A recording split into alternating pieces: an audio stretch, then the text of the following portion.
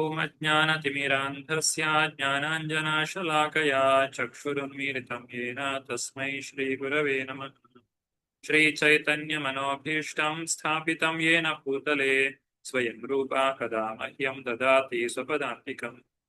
ವಂದೇಹಂ ಶ್ರೀಗುರು ಶ್ರೀಯುತಾಪದಕಮಲಂ ಶ್ರೀಗುರೂನ್ ವೈಷ್ಣವಾಂಶ್ಚ ಶ್ರೀರೂಪಂ ಸಾಗ್ರಜಾತಂ ಸಹಗಣ ರಘುನಾಥಾನ್ವಿತಂ ತಂ ಸಜೀವಂ ಸಾದ್ವೈತಂ ಸಾವಧೂತಂ ಪರಿಜನ ಸಹಿತಂ ಕೃಷ್ಣ ಚೈತನ್ಯ ದೇವಂ ಶ್ರೀರಾಧಾ ಕೃಷ್ಣ ಪಾದಾನ್ ಸಹಗಣ ಲಲಿತಾ ಶ್ರೀ ವಿಶಾಖಾನ್ವಿತಾಂಶ್ಚ. ಹೇ ಕೃಷ್ಣ ಕರುಣಾ ಸಿಂಧು ದೀನಬಂಧು ಜಗತ್ಪತೆ ಗೋಪೇಶ ಗೋಪಿಕಾ ಕಾಂತ ರಾಧಾ ಕಾಂತ ನಮೋಸ್ತುತೆ. ತಪ್ತ ಕಾಂಚನ ಗೌರಾಂಗಿ ರಾಧೆ ವೃಂದಾವನೀಶ್ವರಿ ವೃಷಭಾನುಸುತೆ ದೇವಿ ಪ್ರಣಮಾಮಿ ಹರಿಪ್ರಿಯೇ. ವಾಂಛಾಕಲ್ಪತರುಭ್ಯಶ್ಚ ಕೃಪಾ ಸಿಂಧುಭ್ಯ ಏವ ಚ ಪತಿತಾನಾಂ ಪಾವನೇಭ್ಯೋ ವೈಷ್ಣವೇಭ್ಯೋ ನಮೋ ನಮಃ. ಓಂ ವಿಷ್ಣುಪಾದಾಯ ಕೃಷ್ಣಪ್ರೇಷ್ಠಾಯ ಭೂತಲೆ ಶ್ರೀಮತೆ ಭಕ್ತಿವೇದಾಂತ ಸ್ವಾಮಿನ್ಯತಿ ನಾಮಿನಿ. ನಮಸ್ತೆ ಸಾರಸ್ವತೆ ದೇವೆ ಗೌರವಾಣಿ ಪ್ರಚಾರಿಣೆ ನಿರ್ವಿಶೇಷ ಶೂನ್ಯವಾದಿ ಪಾಶ್ಚಾತ್ಯ ದೇಶತಾರಿಣಿ. ಜಯೋ ಶ್ರೀ ಕೃಷ್ಣ ಚೈತನ್ಯ ಪ್ರಭೋ ನಿತ್ಯಾನಂದ ಶ್ರೀ ಅದ್ವೈತ ಗದಾಧರ ಶ್ರೀವಾಸಾದಿ ಗೌರ ಭಕ್ತ ವೃಂದ. ಹರೇ ಕೃಷ್ಣ ಕೃಷ್ಣ ಕೃಷ್ಣ ಹರೇ ಹರೇ ಹರೇ ರಾಮ ರಾಮ ರಾಮ ಹರೇ ಹರೇ. ಹರೇ ಕೃಷ್ಣ. ಕಳೆದ ತರಗತಿಯಲ್ಲಿ ನಾವು ಅಣುವಿನಿಂದ ಕಾಲಗಣನೆಯ ಬಗ್ಗೆ ತಿಳಿದುಕೊಂಡಿದ್ದೇವೆ. ಅದರ ನಂತರ ಮುಂದುವರಿಸ್ತಾ ಇಲ್ಲಿ ಮೈತ್ರೇಯರು ಬ್ರಹ್ಮನು ಮಾಡಿದಂತಹ ಸೃಷ್ಟಿಯ ಬಗ್ಗೆ ತಿಳಿಸಿಕೊಡುತ್ತಾ ಇರುವಂತಹದ್ದು. ಬ್ರಹ್ಮನು ಯಾವ ರೀತಿಯಾದಂತಹ ಸೃಷ್ಟಿಯನ್ನ ಮಾಡಿದ್ದಾನೆ. ಭಗವಂತನು ಮಾಡಿದಂತಹ ಸೃಷ್ಟಿಯನ್ನ ಸರ್ಗ ಅಂತ ಕರಿತೇವೆ. ಹಾಗೆ ಬ್ರಹ್ಮದೇವ ನಂತರ ಮಾಡಿದಂತಹ ಸೃಷ್ಟಿಯನ್ನ ಇಲ್ಲಿ ವಿಸರ್ಗ ಅಂತ ಹೇಳಿ ಕರೆದಿದ್ದಾರೆ. ಈ ವಿಸರ್ಗದ ಕುರಿತಾಗಿ ಇವತ್ತು ನಾವು ತಿಳಿದುಕೊಳ್ಳಿಕ್ಕಿದ್ದೇವೆ. ಮೊದಲನೇದಾಗಿ ಬ್ರಹ್ಮದೇವರಿಂದ ಸೃಷ್ಟಿಯಾಗಿರುವಂತಹದ್ದು ಚತುಷ್ಕುಮಾರರು, 4 ಜನ ಕುಮಾರರು. ಅವರು ಬ್ರಹ್ಮನ ಮೊದಲ ಸೃಷ್ಟಿ. ಆದ್ದರಿಂದ ಈ ಅಧ್ಯಾಯದ ಹೆಸರು ಕುಮಾರರು ಹಾಗೂ ಮತ್ತಿತರರ ಸೃಷ್ಟಿ ಅಂತ ಹೇಳಿ ಇರುವಂಥದ್ದು. ಯಾವ ರೀತಿಯಾಗಿ ಕುಮಾರರ ಸೃಷ್ಟಿಯಾಯಿತು, ನಂತರ ಸೃಷ್ಟಿಯು ಹೇಗೆ ಮುಂದುವರಿಯಿತು ಅನ್ನೋದನ್ನ ನಾವು ಈಗ ಇವತ್ತಿನ ತರಗತಿಯಲ್ಲಿ ನೋಡೋಣ. 12ನೇ ಅಧ್ಯಾಯ. ಪುಸ್ತಕ ಇದ್ದವರು ದಯವಿಟ್ಟು ತೆರೆಯಿರಿ. ತೃತೀಯ ಸ್ಕಂದದ 12ನೇ ಅಧ್ಯಾಯ, ದ್ವಾದಶೋಧ್ಯಾಯ. ಮೈತ್ರೇಯ ಉವಾಚ ಇತಿ ತೇ ವರ್ಣಿತಾಕ್ಷತ್ತ ಕಾಲಾಖ್ಯ ಪರಮಾತ್ಮನಃ ಮಹಿಮಾ ವೇದ ಗರ್ಭೋಥ ಯಥಾಸ್ರಾಕ್ಷಿ ನಿಬೋಧಮಿ. ಅನುವಾದವನ್ನು ಓದುವರು ಕೈ ಮೇಲೆತ್ತಿ.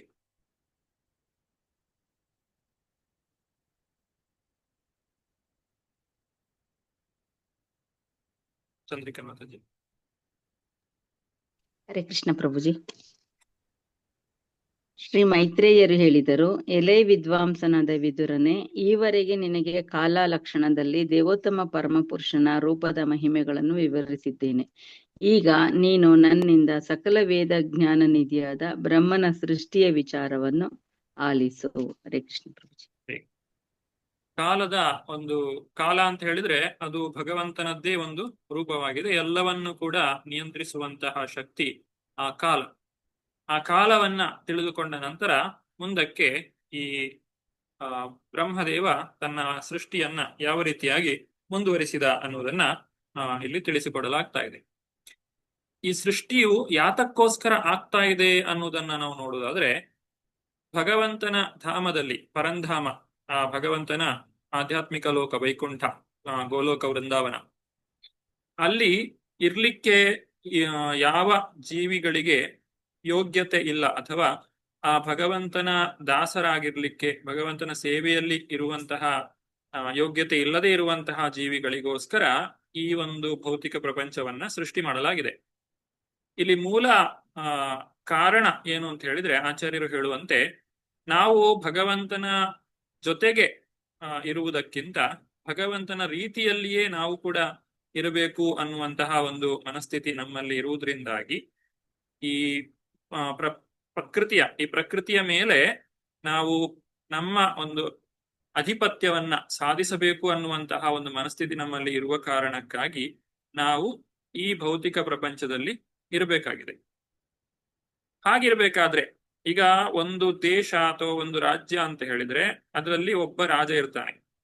ಅಂತಹ ರಾಜ್ಯದಲ್ಲಿ ಇಬ್ಬರು ರಾಜರು ಇರಲಿಕ್ಕೆ ಸಾಧ್ಯ ಇಲ್ಲ, ಅಥವಾ ಒಬ್ಬರಿಗಿಂತ ಹೆಚ್ಚು ರಾಜರು ಇರಲಿಕ್ಕೆ ಸಾಧ್ಯ ಇಲ್ಲ. ಆ ಭಗವಂತನೇ ಸರ್ವ ಕಾರಣ ಕಾರಣ, ಈಶ್ವರ ಪರಮಕೃಷ್ಣ ಸಚ್ಚಿದಾನಂದ ವಿಗ್ರಹ ಅನಾದಿರಾದಿರ್ ಗೋವಿಂದ ಸರ್ವ ಕಾರಣ ಕಾರಣ. ಅವನೇ ಸರ್ವ ಕಾರಣಗಳಿಗೆ ಕಾರಣನಾಗಿದ್ದಾನೆ. ಅವನೇ ಸೃಷ್ಟಿ ಸ್ಥಿತಿ ಲಯಗಳನ್ನೆಲ್ಲ ಮಾಡ್ತಾ ಇರುವವನು. ಭೌತಿಕ ಪ್ರಪಂಚ ಇರ್ಲಿ, ಆಧ್ಯಾತ್ಮಿಕ ಪ್ರಪಂಚ ಇರ್ಲಿ, ಎಲ್ಲದಕ್ಕೂ ಅವನೇ ಒಡೆಯ. ಅದನ್ನ ಬದಲಾಯಿಸ್ಲಿಕ್ಕೆ ಯಾರಿಗೂ ಸಾಧ್ಯ ಇಲ್ಲ. ಅವನ ಸ್ಥಾನವನ್ನ ಯಾರಿಗೂ ತುಂಬಲಿಕ್ಕೆ ಸಾಧ್ಯ ಇಲ್ಲ. ಅವನಿಗೆ ಸಮಾನರಾದವರು ಯಾರು ಇಲ್ಲ, ಅವನನ್ನ ಮೀರಿಸುವವರು ಯಾರು ಕೂಡ ಇಲ್ಲ. ಇದನ್ನ ನಾವು ಅರ್ಥ ಮಾಡಿಕೊಂಡಾಗ, ನಾವು ಆತನ ಭಕ್ತಿ ಸೇವೆಯನ್ನ ಮಾಡಿದಾಗ ನಮಗೆ ಆಧ್ಯಾತ್ಮಿಕ ಪ್ರಪಂಚಕ್ಕೆ ಹೋಗುವಂತಹ ಒಂದು ಅವಕಾಶ ದೊರಕಲಿಕ್ಕೆ ಸಾಧ್ಯತೆ ಇದೆ. ಹೀಗಿರಬೇಕಾದ್ರೆ ಈ ಸಾಮಾನ್ಯವಾದಂತಹ ಒಬ್ಬ ಪ್ರಜೆಯಾಗಿರುವವನು ಒಂದು ರಾಜ್ಯದ, ಒಂದು ದೇಶದ ರಾಜನಾಗಬೇಕು ಅಂತ ಹೇಳಿ ಅವನು ಬಯಸಿದ್ರೆ ಅದು ಯಾವಾಗ ಸಾಧ್ಯ? ಅದು ಕೇವಲ ಕನಸಿನಲ್ಲಿ ಸಾಧ್ಯ, ಅಥವಾ ಅವನು ತನಗೆ ತಾನೇ ಸೃಷ್ಟಿಸಿಕೊಂಡಿರುವಂತಹ ಒಂದು ಸಣ್ಣದಾದಂತಹ ಚೌಕಟ್ಟಿನೊಳಗೆ ಅದು ಸಾಧ್ಯವಾಗಬಹುದು. ಇಲ್ಲ ಅಂತ ಹೇಳಿದ್ರೆ ಅದು ಸಾಧ್ಯ ಇಲ್ಲ. ಭಗವಂತನ ರೀತಿಯಲ್ಲಿ ಯಾರಿಗೂ ಇರ್ಲಿಕ್ಕೆ ಸಾಧ್ಯ ಇಲ್ಲ. ಅವನ ಸ್ಥಾನ ಏನಿದೆ ಅದು ಬೇರೆ ಯಾರಿಗೂ ಕೂಡ ಅದನ್ನ ಪಡೀಲಿಕ್ಕೆ ಸಾಧ್ಯ ಇಲ್ಲ. ಮಹಾನ್ ರಾಕ್ಷಸರೆಲ್ಲ ಇದಕ್ಕೆ ಪ್ರಯತ್ನ ಪಟ್ಟಿದ್ದಾರೆ. ಹಿರಣ್ಯಾಕ್ಷ, ಹಿರಣ್ಯಕಶಿಪು ಇಂತಹ ಅನೇಕ ರಾಕ್ಷಸರು ಇದರಲ್ಲಿ ಪ್ರಯತ್ನವನ್ನ ಮಾಡಿದ್ದಾರೆ. ಅವರೆಲ್ಲರೂ ಸೋತು ಹೋಗಿದ್ದಾರೆ. ಹಾಗೆ ಈಗಿನ ಆಧುನಿಕ ವಿಜ್ಞಾನಿಗಳು ಕೂಡ ಪ್ರಯತ್ನವನ್ನ ಪಡ್ತಾ ಇದ್ದಾರೆ. ನಾವು ಕೂಡ ಒಂದು ದಿನ ಸಾವನ್ನ ಗೆಲ್ಲುತ್ತೇವೆ, ನಮಗೆ ಈ ಮುಪ್ಪು ರೋಗಗಳೆಲ್ಲ ಬರದೇ ಇರುವ ರೀತಿಯಲ್ಲಿ ನಾವು ಮಾಡ್ತೇವೆ ಅಂತ ಹೇಳಿ. ಆದ್ರೆ ಅದು ಈವರೆಗೆ ಸಾಧ್ಯವಾಗಲಿಲ್ಲ. ಇನ್ನು ಮುಂದಕ್ಕೆ ಭವಿಷ್ಯದಲ್ಲಿ ಸಾಧ್ಯವಾಗ್ತದೆ ಅಂತ ಹೇಳಿ ಅವರು ಹೇಳುವುದಾದ್ರೂ ಅದ್ರ ಎಷ್ಟರ ಮಟ್ಟಿಗೆ ಸತ್ಯ ಅಂತ ಹೇಳಿ ನಮಗೆ ತಿಳಿದಿಲ್ಲ. ಈ ರೀತಿ ಬ್ರಹ್ಮದೇವರಿಗೆ ಭಗವಂತ ಕೊಟ್ಟಿರುವಂತಹ ಜವಾಬ್ದಾರಿ ಏನು ಅಂತ ಹೇಳಿದ್ರೆ, ಇಂತಹ ಜೀವಿಗಳು ಯಾರಿದ್ದಾರೆ, ಆಧ್ಯಾತ್ಮಿಕ ಪ್ರಪಂಚದಲ್ಲಿ ಜೀವಿಸ್ಲಿಕ್ಕೆ ಯೋಗ್ಯತೆಯನ್ನ ಪಡೆಯದೇ ಇರುವಂತಹ ಜೀವಿಗಳು, ಅಂದ್ರೆ ಸಾಮಾನ್ಯ ಭಾಷೆಯಲ್ಲಿ ನಾಗರಿಕ ಸಮಾಜದಲ್ಲಿ ಬದುಕುವಂತಹ ಅರ್ಹತೆಯನ್ನ ಕಳೆದುಕೊಂಡಿರುವಂತಹ ವ್ಯಕ್ತಿಗಳಿಗೆ ನಾವು ಈ ಒಂದು ಕಾರಾಗೃಹವನ್ನ ಮಾಡಿರ್ತೇವೆ.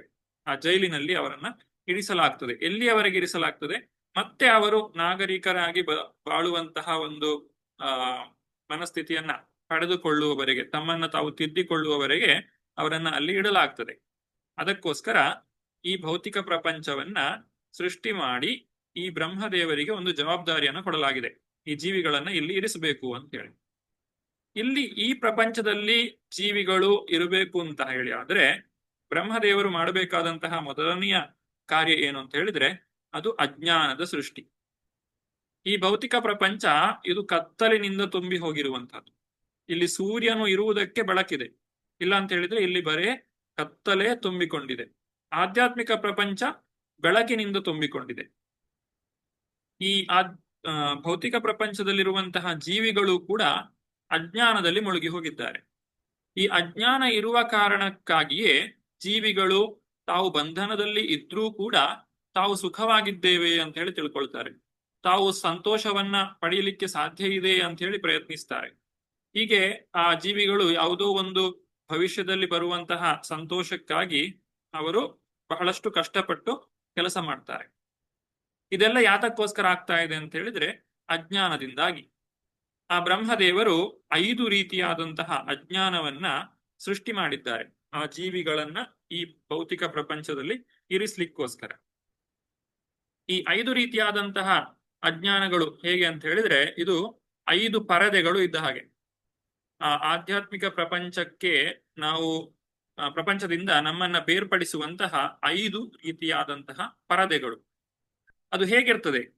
ಮೊದಲನೇದಾಗಿ ಆ ಜೀವಾತ್ಮ ಯಾರಿದ್ದಾನೆ ಅವನು ತನ್ನ ಒಂದು ಅಸ್ತಿತ್ವವನ್ನ ಮರೆಯುತ್ತಾನೆ. ತಾನು ಯಾರು ಅನ್ನುವುದನ್ನ, ತಾನೊಂದು ಜೀವಾತ್ಮ ಭಗವಂತನ ಅಂಶವಾಗಿದ್ದೇನೆ ಅನ್ನುವುದನ್ನ ಅವನು ಮರೆಯುತ್ತಾನೆ. ಮೊದಲನೇದಾಗಿ ಕೇವಲ ಆ ಮರೆವು ಮಾತ್ರ ಇದ್ರೆ ಸಾಲದು. ಯಾಕಂದ್ರೆ ತಾನು ಯಾರು ಅಲ್ಲ ಅಂತ ಹೇಳಿ ಯಾರಿಗಾದ್ರೂ ಅನುಮಾನ ಬಂದ್ರೆ ತಾನು ಯಾರು ಅನ್ನುವುದನ್ನ ಅವನು ತಿಳಿಕೊಳ್ಳಿಕ್ಕೆ ಪ್ರಯತ್ನ ಪಡಬಹುದು. ಅದಕ್ಕೋಸ್ಕರ ಅಲ್ಲಿ ಒಂದು ಮಿಥ್ಯಾ ಐಡೆಂಟಿಟಿ, ಆ ಮಿಥ್ಯೆಯ ರೂಪದಲ್ಲಿ ಅಥವಾ ಅಜ್ಞಾನದ ಒಂದು ಆ ವ್ಯಕ್ತಿತ್ವವನ್ನ ಆತನಿಗೆ ನೀಡಲಾಗ್ತದೆ. ಅಂದ್ರೆ ತಾನು ಜೀವಾತ್ಮ ಅಲ್ಲ ಅನ್ನುವುದು ಅಷ್ಟೇ ಅಲ್ಲ, ತಾನು ದೇಹ ಅನ್ನುವಂತಹ ಒಂದು ಅಜ್ಞಾನದ ತಿಳುವಳಿಕೆಯನ್ನು ಕೂಡ ಆ ಜೀವಿಗೆ ನೀಡಲಾಗ್ತದೆ. ಇದು ಎರಡನೆಯ ಹಂತದ ಅಜ್ಞಾನ. ಮೊದಲನೇ ಹಂತದ ಅಜ್ಞಾನ ತಾನು ಜೀವಾತ್ಮ ಅನ್ನುವುದನ್ನ ಮರೆಯುವುದು. ಎರಡನೆಯ ಹಂತದ ಅಜ್ಞಾನ ತಾನು ದೇಹ ಅನ್ನುವಂಥದ್ದನ್ನು ಅವನು ತಿಳಿದುಕೊಳ್ಳುವಂಥದ್ದು. ತಾನು ದೇಹ, ತಾನು ಈ ಭೌತಿಕ ದೇಹ ಅಂತ ಹೇಳಿ ಜೀವಿಯು ತಿಳಿದುಕೊಳ್ಳುವಂಥದ್ದು. ಮೂರನೆಯ ಹಂತದ ಅಜ್ಞಾನ ಅಂತ ಹೇಳಿದ್ರೆ ಜೀವಿಯು ಈ ಭೌತಿಕ ಶರೀರಕ್ಕೆ ಏನೆಲ್ಲ ಸಂಬಂಧಪಟ್ಟಿದೆಯೋ ಅದೆಲ್ಲವೂ ತನ್ನದು ಅಂತ ಹೇಳಿ ಅವನು ಭಾವಿಸುವಂತಹದ್ದು. ಈ ಶರೀರಕ್ಕೆ ಸಂಬಂಧಪಟ್ಟಂತಹ ಹೆಸರು, ಸಂಬಂಧಿಕರು, ಸಂಪತ್ತು ಎಲ್ಲವೂ ಕೂಡ ತನ್ನದು ಅಂತ ಹೇಳಿ ಅವನು ಭಾವಿಸುವಂತಹದ್ದು. ಇದು ಮೂರನೆಯ ಹಂತದ ಅಜ್ಞಾನ. ನಾಲ್ಕನೆಯ ಹಂತದ ಅಜ್ಞಾನ ಅಂತ ಹೇಳಿದ್ರೆ ತನ್ನದ್ದಲ್ಲದನ್ನ ತನ್ನದು ಅಂತ ಹೇಳಿ ಒಬ್ಬ ವ್ಯಕ್ತಿ ತಿಳಿದುಕೊಂಡಾಗ ಅವನು ಅದನ್ನ ಕಳೆದುಕೊಳ್ಳುವಂತಹ ಸಂದರ್ಭಗಳು ಬರ್ತವೆ. ಅಂತಹ ಸಂದರ್ಭಗಳು ಬಂದಾಗ ಅವನಿಗೆ ಕೋಪ ಬರ್ತದೆ, ಸಿಟ್ಟು ಬರ್ತದೆ, ಕ್ರೋಧಕ್ಕೊಳಗಾಗ್ತಾನೆ. ಆ ಕ್ರೋಧ ಅದು ಏನಿದೆ ಅದು ನಾಲ್ಕನೇ ಹಂತದ ಅಜ್ಞಾನ. ಯಾಕಂತ ಹೇಳಿದ್ರೆ ತನ್ನದ್ದಲ್ಲದನ್ನ ತನ್ನದು ಅಂತ ಹೇಳಿ ಜೀವಿಯು ತಿಳಿದುಕೊಳ್ಳುವಂಥದ್ದು ಅದು ಅಜ್ಞಾನದಲ್ಲಿ ಬರುವಂತಹ ಒಂದು ಕ್ರೋಧ. ಇನ್ನು ಐದನೆಯದಾದಂತಹ ಅಜ್ಞಾನ ಅಂತ ಹೇಳಿದ್ರೆ ಸಾವು ಅಥವಾ ಈ ಶರೀರವನ್ನ ತ್ಯಾಗ ಮಾಡುವುದು ಅಂತ ಹೇಳಿದ್ರೆ ಜೀವಿಗೆ ಬಹಳಷ್ಟು ಭಯ. ಯಾಕಂದ್ರೆ ಶರೀರ ತ್ಯಾಗ ಮಾಡಿದ ಮೇಲೆ ತಾನು ಏನಾಗುತ್ತೇನೆ ಅನ್ನೋದು ಅವನಿಗೆ ಗೊತ್ತಿರುವುದಿಲ್ಲ. ಅದರಿಂದ ಇದು ಐದನೇ ರೀತಿಯಾದಂತಹ ಒಂದು ಅಜ್ಞಾನ. ಹೀಗೆ 5 ರೀತಿಯಾದಂತಹ ಅಜ್ಞಾನವನ್ನ ಬ್ರಹ್ಮದೇವರು ಮೊದಲು ಸೃಷ್ಟಿ ಮಾಡ್ತಾರೆ. ಈ ಅಜ್ಞಾನದ ಸೃಷ್ಟಿ ಮಾಡದೆ ಜೀವಿಗಳನ್ನ ಇಲ್ಲಿ ಇರಿಸಿಕೊಳ್ಳಲಿಕ್ಕೆ ಸಾಧ್ಯ ಇಲ್ಲ. ಅದನ್ನ ಇಲ್ಲಿ ಎರಡನೆಯ ಶ್ಲೋಕದಲ್ಲಿ ನಮಗೆ ತಿಳಿಸಿಕೊಡ್ತಾ ಇದ್ದಾರೆ. ಸಸರ್ಜಾಗ್ರೆ ಅಂಧತಾ ಮಿಶ್ರಂ ಅತತಾ ಮಿಶ್ರಮಾಧಿಕೃತ್ ಮಹಾಮೋಹಂ ಚ ಮೋಹಂ ಚ ತಮಶ್ಚ ಜ್ಞಾನ ವೃತ್ತಯಃ. ಉಮಾ ಕುಲಕರ್ಣಿ ಮಾತಾಡಿ. ಹರೇ ಕೃಷ್ಣ ಪೂಜೆ. ಹರೇ ಬ್ರಹ್ಮನು ಅನುವಾದ ಪ್ರಪಾದಿಂದ ಪ್ರಪಾತಿದೆ. ಬ್ರಹ್ಮನು ಆತ್ಮವಂಚನೆ, ಮೃತ್ಯು ಭಾವನೆ, ಹತಾಶೆಯ ನಂತರದ ಕೋಪ, ಮಿಥ್ಯ ಸ್ವಾಮಿತ್ವ ಭಾವನೆ, ಮಿಥ್ಯ ದೈಹಿಕ ಕಲ್ಪನೆ ಅಥವಾ ನೈಜ ಸ್ವರೂಪದ ವಿಸ್ಮೃತಿಗಳಂತಹ ಅಜ್ಞಾನದ ವೃತ್ತಿಗಳನ್ನು ಮೊದಲು ಸೃಷ್ಟಿಸಿದನು. ಹರೇ ಕೃಷ್ಣ. ಈ ರೀತಿ ಬ್ರಹ್ಮದೇವನು ಜೀವಿಗಳನ್ನ ಬಂಧಿಸ್ಲಿಕ್ಕೆ ಬೇಕಾದಂತಹ, ಹೇಗೆ ಕಾರಾಗೃಹದ ಅಂತ ಹೇಳಿದ್ರೆ ಅದಕ್ಕೊಂದು ಗೋಡೆಗಳನ್ನ ನಿರ್ಮಾಣ ಮಾಡಬೇಕು, ಅನಂತರ ಅದರಲ್ಲಿ ಜೀವಿಗಳನ್ನ ಇರಿಸುವಂತಹದ್ದು. ಹೀಗೆ ಆ ಒಂದು 5 ರೀತಿಯಾದಂತಹ ಅಜ್ಞಾನ. ಆತ್ಮವಂಚನೆ, ಜೀವಾತ್ಮನು ತನ್ನನ್ನು ತಾನು ಮರೆಯುವಂತಹದ್ದು. ಇಲ್ಲಿ ಬೇರೆ ಬೇರೆ ರೀತಿಯಲ್ಲಿ ಹೇಳಲಾಗಿದೆ. ಮೃತ್ಯು ಭಾವನೆ ಅಂತ ಹೇಳಿದ್ರೆ ಕೊನೆಯದಾಗಿ 5ನೇದಾಗಿ ಬರುವಂತಹದ್ದು. ಮಿಥ್ಯಾ ಸ್ವಾಮಿತ್ವ ಭಾವನೆ, ಮಿಥ್ಯಾ ದೈಹಿಕ ಕಲ್ಪನೆ ಅಥವಾ ನೈಜ ಸ್ವರೂಪದ ವಿಸ್ಮೃತಿ. ಇಲ್ಲಿ ಮೊದಲನೇದಾಗಿ ಆತ್ಮವಂಚನೆ ಅಥವಾ ಜೀವಾತ್ಮ ತನ್ನನ್ನು ತಾನು ಮರೆಯುವಂತಹದ್ದು. ಎರಡನೆಯದ್ದು ಮಿಥ್ಯಾ ದೈಹಿಕ ಕಲ್ಪನೆ ಅಥವಾ ನೈಜ ಸ್ವರೂಪದ ವಿಸ್ಮೃತಿ. ಮೂರನೆಯದ್ದು ಮಿಥ್ಯಾ ಸ್ವಾಮಿತ್ವ ಭಾವನೆ, ಅಂದ್ರೆ ಈ ಶರೀರಕ್ಕೆ ಸಂಬಂಧಪಟ್ಟದ್ದು ತನ್ನದು ಅಂತ ಹೇಳಿ ತಿಳ್ಕೊಳ್ಳುವಂತಹದ್ದು. ನಂತರ ಹತಾಶೆಯ ನಂತರದ ಕೋಪ, ಶರೀರಕ್ಕೆ ಸಂಬಂಧಿಸಿದ್ದನ್ನ ತನ್ನದು ಅಂತ ಹೇಳಿ ತಿಳ್ಕೊಂಡಾಗ, ಯಾಕಂದ್ರೆ ಈ ಶರೀರ ಯಾರದ್ದು ಅನ್ನುವುದೇ ಒಂದು ದೊಡ್ಡ ಪ್ರಶ್ನೆ. ಈ ಶರೀರ ಯಾರಿಗೆ ಸೇರಿರುವಂತಹದ್ದು? ಈ ಶರೀರ ನನಗೆ ಸೇರಿದ್ದೋ ಅಥವಾ ನಮ್ಮ ಹೆತ್ತವರಿಗೆ ಸೇರಿದ್ದೋ ಅಥವಾ ತಮ್ಮ ಸಂಬಂಧಿಗಳಿಗೆ ಸೇರಿದ್ದೋ ಅಥವಾ ನಮ್ಮಿಂದ ನಮಗೆ ಯಾರು ಸಂಬಳ ಕೊಟ್ಟು ನಮ್ಮನ್ನ ದುಡಿಸ್ತಾರೋ ಅವರಿಗೆ ಸೇರಿದ್ದೋ? ಈ ರೀತಿ ಯಾರಿಗೆ ಈ ಒಂದು ಶರೀರವು ಸೇರಿದ್ದು ಅನ್ನೋದ್ರ ಬಗ್ಗೆ ಒಂದು ದೊಡ್ಡ ಚರ್ಚೆಯನ್ನು ನಾವು ಮಾಡಲಿಕ್ಕೆ ಸಾಧ್ಯ ಇದೆ. ಹಾಗಾಗಿ ಈ ಶರೀರವೇ ತನ್ನದಲ್ಲ ಅಂತ ಅಂದ್ಮೇಲೆ ಈ ಶರೀರಕ್ಕೆ ಸಂಬಂಧಪಟ್ಟದ್ದು ತನ್ನದು ಅಂತ ಹೇಳಿ ಹೇಗೆ ತಿಳ್ಕೊಳ್ಳಿಕ್ಕೆ ಸಾಧ್ಯ? ಅದನ್ನು ನಾವು ಒಂದಲ್ಲ ಒಂದು ದಿನ ಕಳೆದುಕೊಳ್ಳಲೇಬೇಕು. ಆಗ ಬರುವಂತಹ ಕೋಪ. ಕೊನೆಯದಾಗಿ ಮೃತ್ಯು ಭಾವನೆ. ಈ ರೀತಿ 5 ರೀತಿಯಾದಂತಹ ಅಜ್ಞಾನವನ್ನ ತಿಳಿಸಲಾಗಿದೆ. ಸಂಸ್ಕೃತ ಪದಗಳಲ್ಲಿ ಹೇಳುವುದಾದರೆ ತಮಃ. ತಮಃ ಅಂತ ಹೇಳಿದ್ರೆ ಜೀವಾತ್ಮ ತನ್ನನ್ನು ತಾನು ಮರೆಯುವಂಥದ್ದು. ಮೋಹಂ ಅಂತ ಹೇಳಿದ್ರೆ ಶರೀರವೇ ತಾನು ಅಂತ ಹೇಳಿ ತಿಳ್ಕೊಳ್ಳುವಂಥದ್ದು. ಮಹಾಮೋಹ ಅಂತ ಹೇಳಿದ್ರೆ ಈ ಶರೀರಕ್ಕೆ ಸಂಬಂಧಿಸಿದ್ದಲ್ಲ ತನ್ನದು ಅಂತ ಹೇಳಿ ತಿಳ್ಕೊಳ್ಳುವಂಥದ್ದು.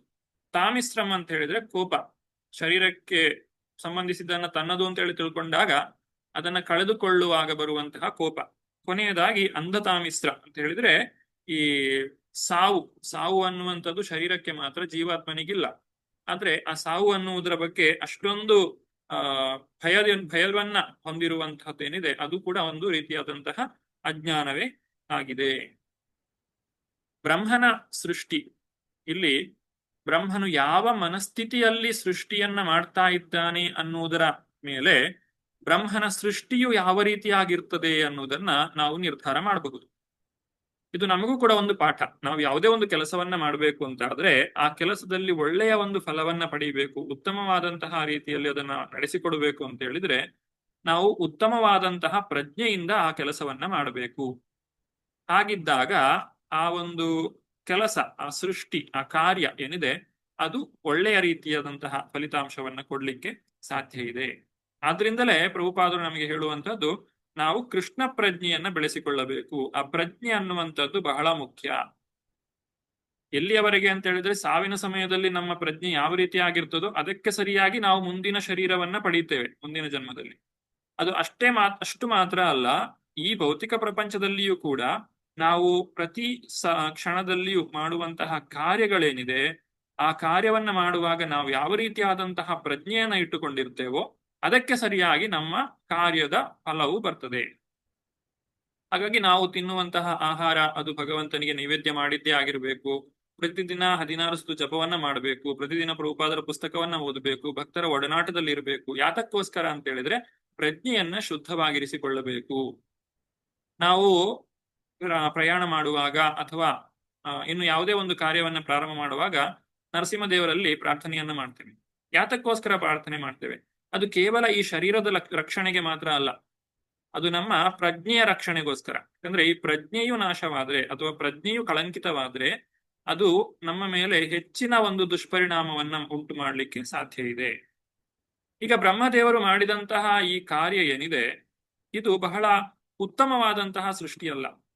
ಜೀವಾತ್ಮನು ತನ್ನನ್ನು ತಾನು ಮರೆತು ಭೌತಿಕ ಪ್ರಪಂಚದಲ್ಲಿ ಸಂತೋಷವನ್ನ ಅದು ಎಲ್ಲಿ ಇಲ್ಲವೋ ಅಲ್ಲಿ ಅದನ್ನು ಹುಡುಕ್ಲಿಕ್ಕೆ ಅವನು ಪ್ರಯತ್ನಿಸುವಂತೆ ಮಾಡಿದ್ದು. ಆ ಒಂದು ಕಾರ್ಯದಿಂದಾಗಿ ಬ್ರಹ್ಮನು ಮಾಡಿದಂತಹ ಮುಂದಿನ ಸೃಷ್ಟಿ ಏನಿದೆ ಅದನ್ನ ನಾವು ಇಲ್ಲಿ ನೋಡುವುದಾದ್ರೆ 3ನೆಯ ಶ್ಲೋಕದಲ್ಲಿ ದೃಷ್ಟ್ವಾ ಪಾಪೀಯಸೀಂ ಸೃಷ್ಟಿಂ ನಾತ್ಮಾನಂ ಬಹ್ವಮನ್ಯತ ಭಗವಧ್ಯಾನಭೂತೇನ ಮನಸ್ಸಾನ್ಯಾಂ ತತೋ ಸೃಜ. ಲೀಲಾವತಿ ಮಾತಾಜಿ. ಹರೇ ಕೃಷ್ಣ ಕೇಳಿದೆ. ಅನುವಾದ. ಇಂತಹ ದಾರಿ ತಪ್ಪಿಸುವ ಸೃಷ್ಟಿಯನ್ನು ಪಾಪಕಾರ್ಯವೆಂದು ಭಾವಿಸಿದ ಬ್ರಹ್ಮನು ತನ್ನ ಕಾರ್ಯದಲ್ಲಿ ಹೆಚ್ಚು ಆನಂದ ಪಡಲಿಲ್ಲ. ಆದ್ದರಿಂದ ದೇವೋತ್ತಮ ಪುರುಷನ ಧ್ಯಾನದಿಂದ ತನ್ನನ್ನು ಪರಿಶುದ್ಧ ಮಾಡಿಕೊಂಡನು. ಅನಂತರ ಮತ್ತೊಂದು ಸರದಿಯ ಸೃಷ್ಟಿಯನ್ನು ಆರಂಭಿಸಿದನು. ಹರೇ ಕೃಷ್ಣ. ಹರೇ ಕೃಷ್ಣ. ಈ ರೀತಿ ಜೀವಿಗಳನ್ನ ಅಜ್ಞಾನದಲ್ಲಿ ಇರಿಸುವಂತಹ ಕಾರ್ಯವನ್ನ ಮಾಡಿದ ಮೇಲೆ ಬ್ರಹ್ಮದೇವರು ಧ್ಯಾನವನ್ನ ಮಾಡ್ತಾರೆ. ಯಾರ ಕುರಿತಾಗಿ? ಭಗವಂತನ ಕುರಿತಾಗಿ ಧ್ಯಾನ. ಧ್ಯಾನ ಅಂತ ಹೇಳಿದ್ರೆ ಭಗವಂತನ ಕುರಿತಾಗಿ. ನಾವು ಸಾಮಾನ್ಯವಾಗಿ ಜನರು ಧ್ಯಾನ ಅಂತ ಹೇಳಿದ್ರೆ ಏನೂ ಇಲ್ಲದ ಸ್ಥಿತಿ ಅಂತ ಹೇಳಿ ಅನ್ನುವಂತಹ ಒಂದು ತಿಳುವಳಿಕೆ ಇದೆ. ಆ ರೀತಿಯಾಗಿ ಅಲ್ಲ. ನಿಜವಾಗಿ ಧ್ಯಾನ ಅಂತ ಹೇಳಿದ್ರೆ ಒಬ್ಬ ವ್ಯಕ್ತಿ ಆ ಭಗವಂತನ ಕುರಿತಾಗಿ ನಾವು ಧ್ಯಾನವನ್ನ ಮಾಡಬೇಕು.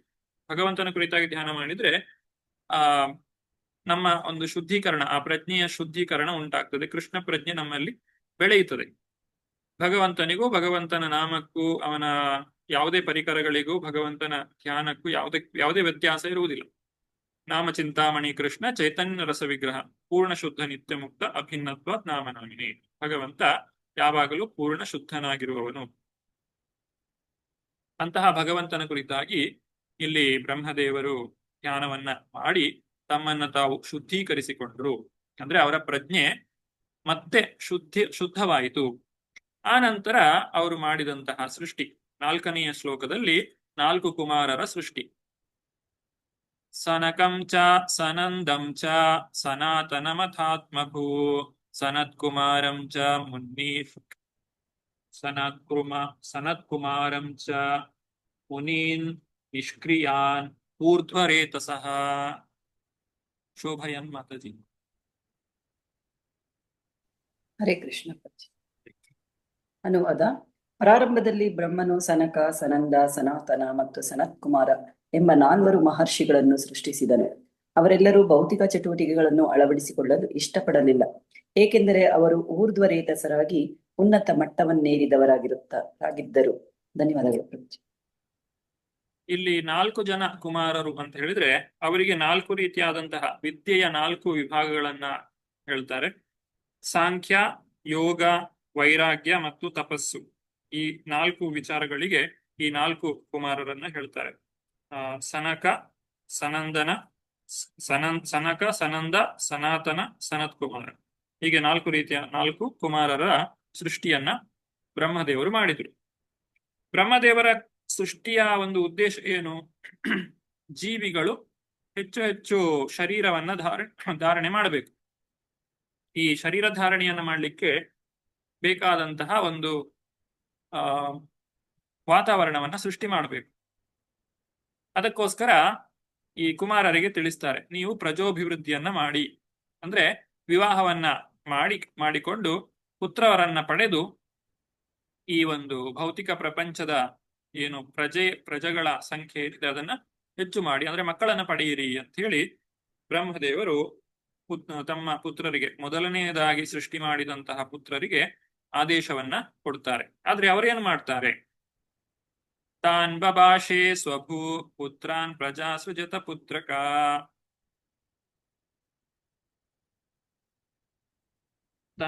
ತನ್ನ ತತ್ ನ ಐಚ್ಛನ್ ಮೋಕ್ಷ ಧರ್ಮಾಣ ವಾಸುದೇವ ಪರಾಯಣ.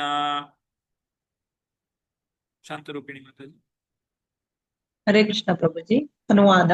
ತನ್ನ ಮಕ್ಕಳನ್ನು ಸೃಷ್ಟಿಸಿದ ಅನಂತರ ಅವರನ್ನು ಕುರಿತು ಬ್ರಹ್ಮನು ಹೇಳಿದನು, ನನ್ನ ಪ್ರಿಯ ಪುತ್ರರೇ, ಈಗ ಸಂತಾನೋತ್ಪತ್ತಿ ಮಾಡಿರಿ.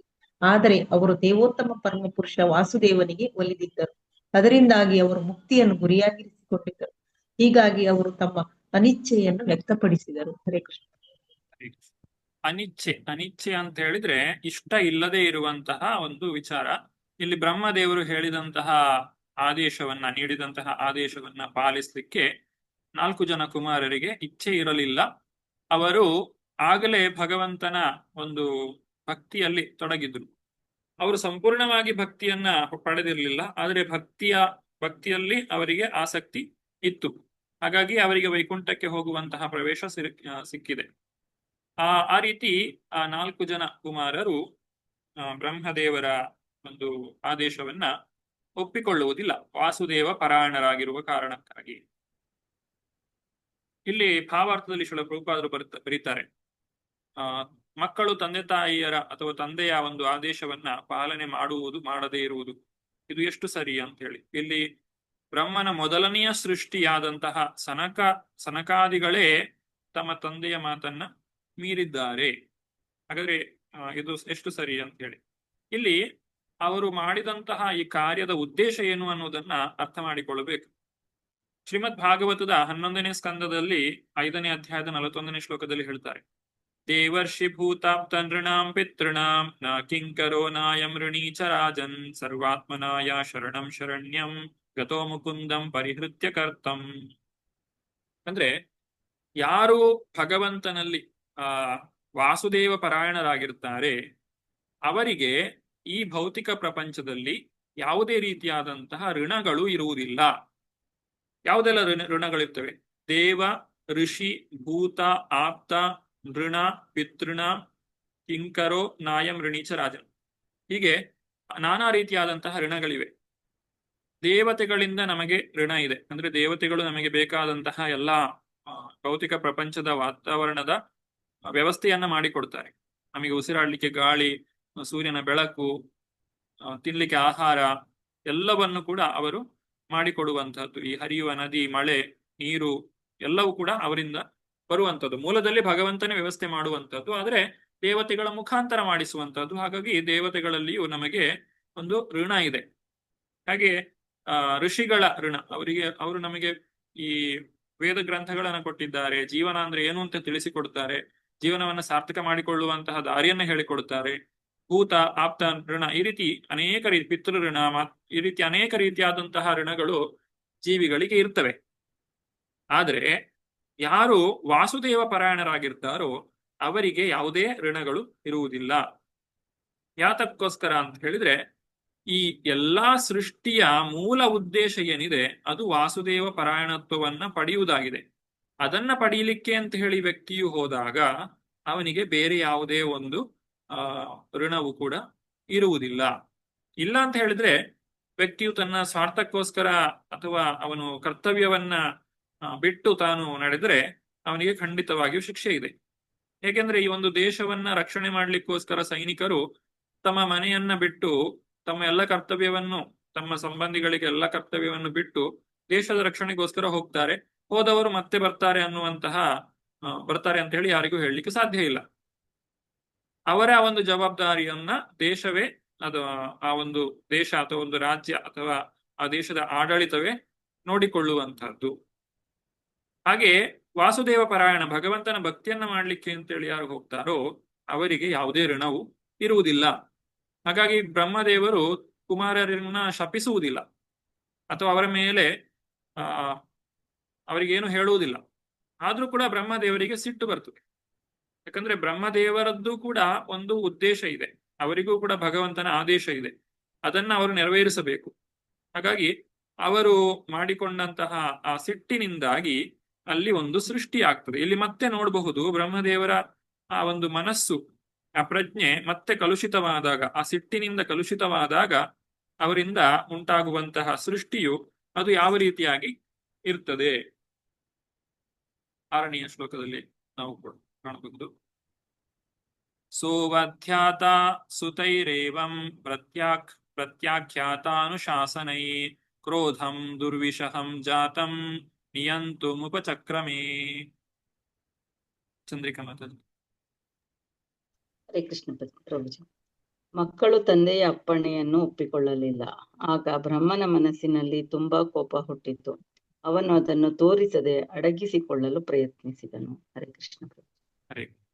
ಈ ರೀತಿ ಕೋಪವನ್ನ ಅಡಗಿಸಿಕೊಂಡ್ರು ಕೂಡ ಅದು ಬೇರೆ ಒಂದು ರೀತಿಯಲ್ಲಿ ಬರ್ತದೆ. ಅದು ಸೃಷ್ಟಿಗೆ ಅದು ಕಾರಣವಾಗ್ತದೆ. ಬ್ರಹ್ಮದೇವರು ಅಂತ ಹೇಳಿದ್ರೆ ನಮ್ಮ ರೀತಿ ಸಾಮಾನ್ಯ ಅಲ್ಲ. ಬ್ರಹ್ಮದೇವರ ಶರೀರದ ಒಂದೊಂದು ಅವಯವಗಳಿಂದಲೂ ಅವರು ಸೃಷ್ಟಿಯನ್ನ ಮಾಡಲಿಕ್ಕೆ ಸಾಧ್ಯ ಇದೆ. ಹಾಗೆ ಬ್ರಹ್ಮದೇವರ 2ನೆಯ ಹಂತದ ಸೃಷ್ಟಿಯು ಇಲ್ಲಿ ನಡೀತಾ ಇದೆ 7ನೆಯ ಶ್ಲೋಕದಲ್ಲಿ.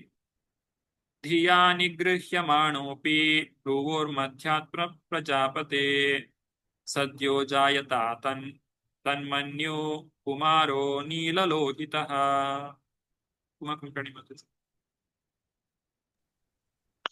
ಹರೇ ಕೃಷ್ಣ ಪ್ರಭುಜಿ. ಅನುವಾದ ಪ್ರಭುಪಾದದಿಂದ ಪ್ರಭುಪಾದಿಗೆ. ಅವನು ತನ್ನ ಕ್ರೋಧವನ್ನು ತಡೆಯಲು ಪ್ರಯತ್ನಿಸಿದನಾದರೂ ಅದು ಅವನ ಹುಬ್ಬುಗಳ ನಡುವಿನಿಂದ ಹೊರಬಂದಿತು. ಒಡನೆ ನೀಲಿ ಮತ್ತು ಕೆಂಪು ಮಿಶ್ರಿತ ಮಗುವೊಂದು ಹುಟ್ಟಿತು. ಹರೇ ಕೃಷ್ಣ ಪ್ರಭುಜಿ. ಸವೈ ರುರೋದ ದೇವಾನಾಂ ಪೂರ್ವಜೋ ಭಗವಾನ್ ಭವಃ ನಾಮಾನಿ ಕುರುತೆ ಕುರುಮೇ ಥಾತ ಸ್ಥಾನಾನಿ ಚ ಜಗದ್ಗುರೋ. ಲೀಲಾವತಿ.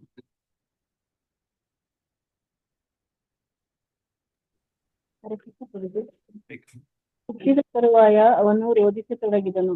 ನಿಯತಿಕಾರಕನೇ, ವಿಶ್ವಬೋಧಕನೇ, ದಯವಿಟ್ಟು ನನ್ನ ಹೆಸರು ಮತ್ತು ಸ್ಥಳಗಳನ್ನು ಸೂಚಿಸು. ಹರೇ ಕೃಷ್ಣ ಪ್ರಭು. ಹರೇ. ಆ ರೀತಿಯಾಗಿ ಬ್ರಹ್ಮದೇವರ ಹುಬ್ಬುಗಳ ನಡುವಿನಿಂದ ಹುಟ್ಟಿದಂತಹ ಮಗು ಬ್ರಹ್ಮದೇವರಲ್ಲಿ ಕೇಳ್ತದೆ. ಆ ಮಗು ಜೋರಾಗಿ ಅಳ್ತಾ ಇದೆ. ರುರೋಧ ಅಂತ ಹೇಳಿದ್ದಾರೆ, ಅಳುವಂತಹ ಮಗು. ಏನು ಅಂತ ಹೇಳ್ತದೆ, ನನಗೆ ಒಂದು ಹೆಸರನ್ನ ಸೂಚಿಸು, ನನಗೆ ಸ್ಥಾನವನ್ನ ಕೊಡು ಅಂತ ಹೇಳಿ ಆ ಮಗು ಕೇಳ್ತಾ ಇದೆ. ಇತಿ ತಸ್ಯ ವಚ ಪಾದ್ಮೋ ಭಗವಾನ್ ಪರಿಪಾಲಯನ್ ಅಭ್ಯದಾದ್ಭಯದ್ರಯ ವಾಚ ಮಾರೋದಿಸ್ತತ್ಕರೋಮಿತೆ. ಶೋಭಾಯನ್ ಮಾತಾಜಿ. ಹರೇ ಕೃಷ್ಣ ಪ್ರಭುಜಿ. ಅನುವಾದ. ಬ್ರಹ್ಮನು ಕಮಲದ ಹೂವಿನಲ್ಲಿ ಹುಟ್ಟಿದವನು, ಸಕಲ ಶಕ್ತಿಶಾಲಿ. ಅವನು ಮೃದು ವಚನಗಳಿಂದ ಹುಡುಗನನ್ನು ಸಮಾಧಾನಪಡಿಸಿದನು. ಅವನ ಪ್ರಾರ್ಥನೆಯನ್ನು ಒಪ್ಪಿಕೊಳ್ಳುತ್ತಾ ಹೀಗೆಂದನು, ಅಳಬೇಡ, ನಿಶ್ಚಯವಾಗಿಯೂ ನಾನು ನಿನ್ನ ಅಪೇಕ್ಷೆಯಂತೆ ಮಾಡುವೆನು. ಹರೇ ಕೃಷ್ಣ. ಧನ್ಯವಾದ. ಯದಾರೋದಿ ಸುರಶ್ರೇಷ್ಠ ಸೋದ್ವೇಗ ಇವ ಬಾಲಕಃ ತತಸ್ತ್ವಾಮಭಿದಾಸ್ಯಂತಿ ನಾಮ್ನಾ ರುದ್ರ ಇತಿ ಪ್ರಜಾ. ಶಾಂತರೂಪಿಣಿ ಮಾತು. ಹರೇ ಕೃಷ್ಣ ಪ್ರಭುಜಿ. ಅನುವಾದ. ಅದಾದ ಮೇಲೆ ಬ್ರಹ್ಮನು ಹೇಳಿದನು, ದೇವತೆಗಳ ಪ್ರಮುಖನೇ, ನೀನು ಅಷ್ಟು ಉದ್ವೇಗದಿಂದ ರೋಧಿಸಿದ್ದೀ. ಆದ್ದರಿಂದ ಜನರೆಲ್ಲರೂ ನಿನ್ನನ್ನು ರುದ್ರನೆಂದು ಕರೆಯುವರು. ಹರೇ ಕೃಷ್ಣ. ಹರೇ ಕೃಷ್ಣ. ರೋದನೆಯಿಂದಾಗಿ ಅವನಿಗೆ ರುದ್ರ ಅನ್ನುವಂತಹ ಹೆಸರು ಬಂದಿತು. ಇಲ್ಲಿ ರುದ್ರ ಅಂತ ಹೇಳಿದ್ರೆ ಯಾರು? ಆ ಭಗವಂತನ ಇನ್ನೊಂದು ರೂಪ. ಶಿವನಿಗೂ ಭಗವಾನ್ ವಿಷ್ಣುವಿಗೂ ಇರುವಂತಹ ವ್ಯತ್ಯಾಸ ಏನು ಅಂತ ಹೇಳಿದ್ರೆ ನಾವು ಬ್ರಹ್ಮ ಸಂಹಿತೆಯಲ್ಲಿ ಕಾಣಬಹುದು. ಕ್ಷೀರಂ ಯಥಾ ದಧಿ ವಿಕಾರ ವಿಶೇಷ ಯೋಗಾತ್ ಸಂಜಾಯತೆ ನಹಿ ತಥಾ ಪೃಥಗಸ್ತಿ ಹೇತು ಯ ಶಂಭುತಾಮಪಿ ತಥಾ ಸಮುಪೈತಿ ಕಾರ್ಯಾದ್ ಗೋವಿಂದಮಾದಿ ಪುರುಷಂ ತಮಹಂ ಭಜಾಮಿ. ಕ್ಷೀರಂ ಯಥಾ ದಧಿ ವಿಕಾರ ವಿಶೇಷ ಯೋಗಾತ್. ಹಾಲು ವಿಕಾರಗೊಂಡು ಮೊಸರಾಗ್ತದೆ, ಹಾಲಿನಿಂದ ಮೊಸರು ಬರ್ತದೆ. ಅದೇ ರೀತಿ ಭಗವಂತನಿಂದ ಭಗವಾನ್ ವಿಷ್ಣುವು ಈ ಭೌತಿಕ ಪ್ರಕೃತಿಯ ಮೇಲೆ ದೃಷ್ಟಿಯನ್ನ ಹಾಯಿಸಿದಾಗ ಅದು ರುದ್ರನ ಅಥವಾ ಆ ಶಿವನ ಒಂದು ರೂಪವನ್ನ ಪಡೆಯುವಂಥದ್ದು. ಆ ಭಗವಾನ್ ಶಿವನು, ಆ ರುದ್ರನು ಅಥವಾ ಸದಾಶಿವ ಅಂತ ಹೇಳ್ತೇವೆ ಆಧ್ಯಾತ್ಮಿಕ ಪ್ರಪಂಚದಲ್ಲಿ, ಅವರು ಹೇಗೆ ಅಂತ ಹೇಳಿದ್ರೆ ಆ ಭಗವಂತನದ್ದೇ ಇನ್ನೊಂದು ರೂಪ. ಈ ಭೌತಿಕ ಪ್ರಪಂಚವನ್ನ ಭಗವಂತನು ನೇರವಾಗಿ ಸ್ಪರ್ಶಿಸುವುದಿಲ್ಲ. ಅವನ ಒಂದು ವಿಸ್ತರಣೆಯಾದಂತಹ ಭಗವಾನ್ ಶಿವನ ರೂಪದಲ್ಲಿ ಆತನು ಈ ಭೌತಿಕ ಪ್ರಪಂಚದಲ್ಲಿ ಸೃಷ್ಟಿ ಕಾರ್ಯವನ್ನ ಮಾಡುವಂತ. ಆದ್ರೆ ಈ ತ್ರಿಮೂರ್ತಿಗಳಲ್ಲಿ ನಾವು ನೋಡುವುದಾದ್ರೆ ಸೃಷ್ಟಿ ಕಾರ್ಯವನ್ನ ಮಾಡುವಂತಹ ಬ್ರಹ್ಮದೇವರು ರಜೋಗುಣಕ್ಕೆ ಅಧಿಪತಿ ಆದ್ರೆ ಆ ಸ್ಥಿತಿಕಾರಕನಾದಂತಹ ಭಗವಾನ್ ವಿಷ್ಣುವು ಆತನು ಸತ್ವಗುಣಕ್ಕೆ ಅಧಿಪತಿಯಾಗಿದ್ದಾನೆ. ಹಾಗೆ ರುದ್ರನು ಈ ಲಯಕಾರಕವಾದಂತಹ ತಮೋಗುಣಕ್ಕೆ ಅವನು ಅಧಿಪತಿಯಾಗಿದ್ದಾನೆ. ಹಾಗಾಗಿ ಅವನು ಮಾಡುವಂತಹ ಕಾರ್ಯಗಳು ಅದೇ ರೀತಿಯಾಗಿ ಇರ್ತದೆ. ಈ ಭೌತಿಕ ಪ್ರಪಂಚದಲ್ಲಿ ಅವನು ಕಾಣಿಸಿಕೊಂಡಂತಹ ರೀತಿ ಯಾವುದು ಅಂತ ಹೇಳಿದ್ರೆ ಬ್ರಹ್ಮನ ಆ ಒಂದು ಹುಬ್ಬಿನ ಮಧ್ಯದಿಂದ ಅವನು ಹುಟ್ಟಿರುವಂತಹದ್ದು. ಆದ್ರೆ ನಿಜವಾಗಿ ಆ ರುದ್ರನ ಒಂದು ಸ್ಥಾನ ಬ್ರಹ್ಮನ ಸ್ಥಾನಕ್ಕಿಂತ ಮೇಲೆ ಇದೆ.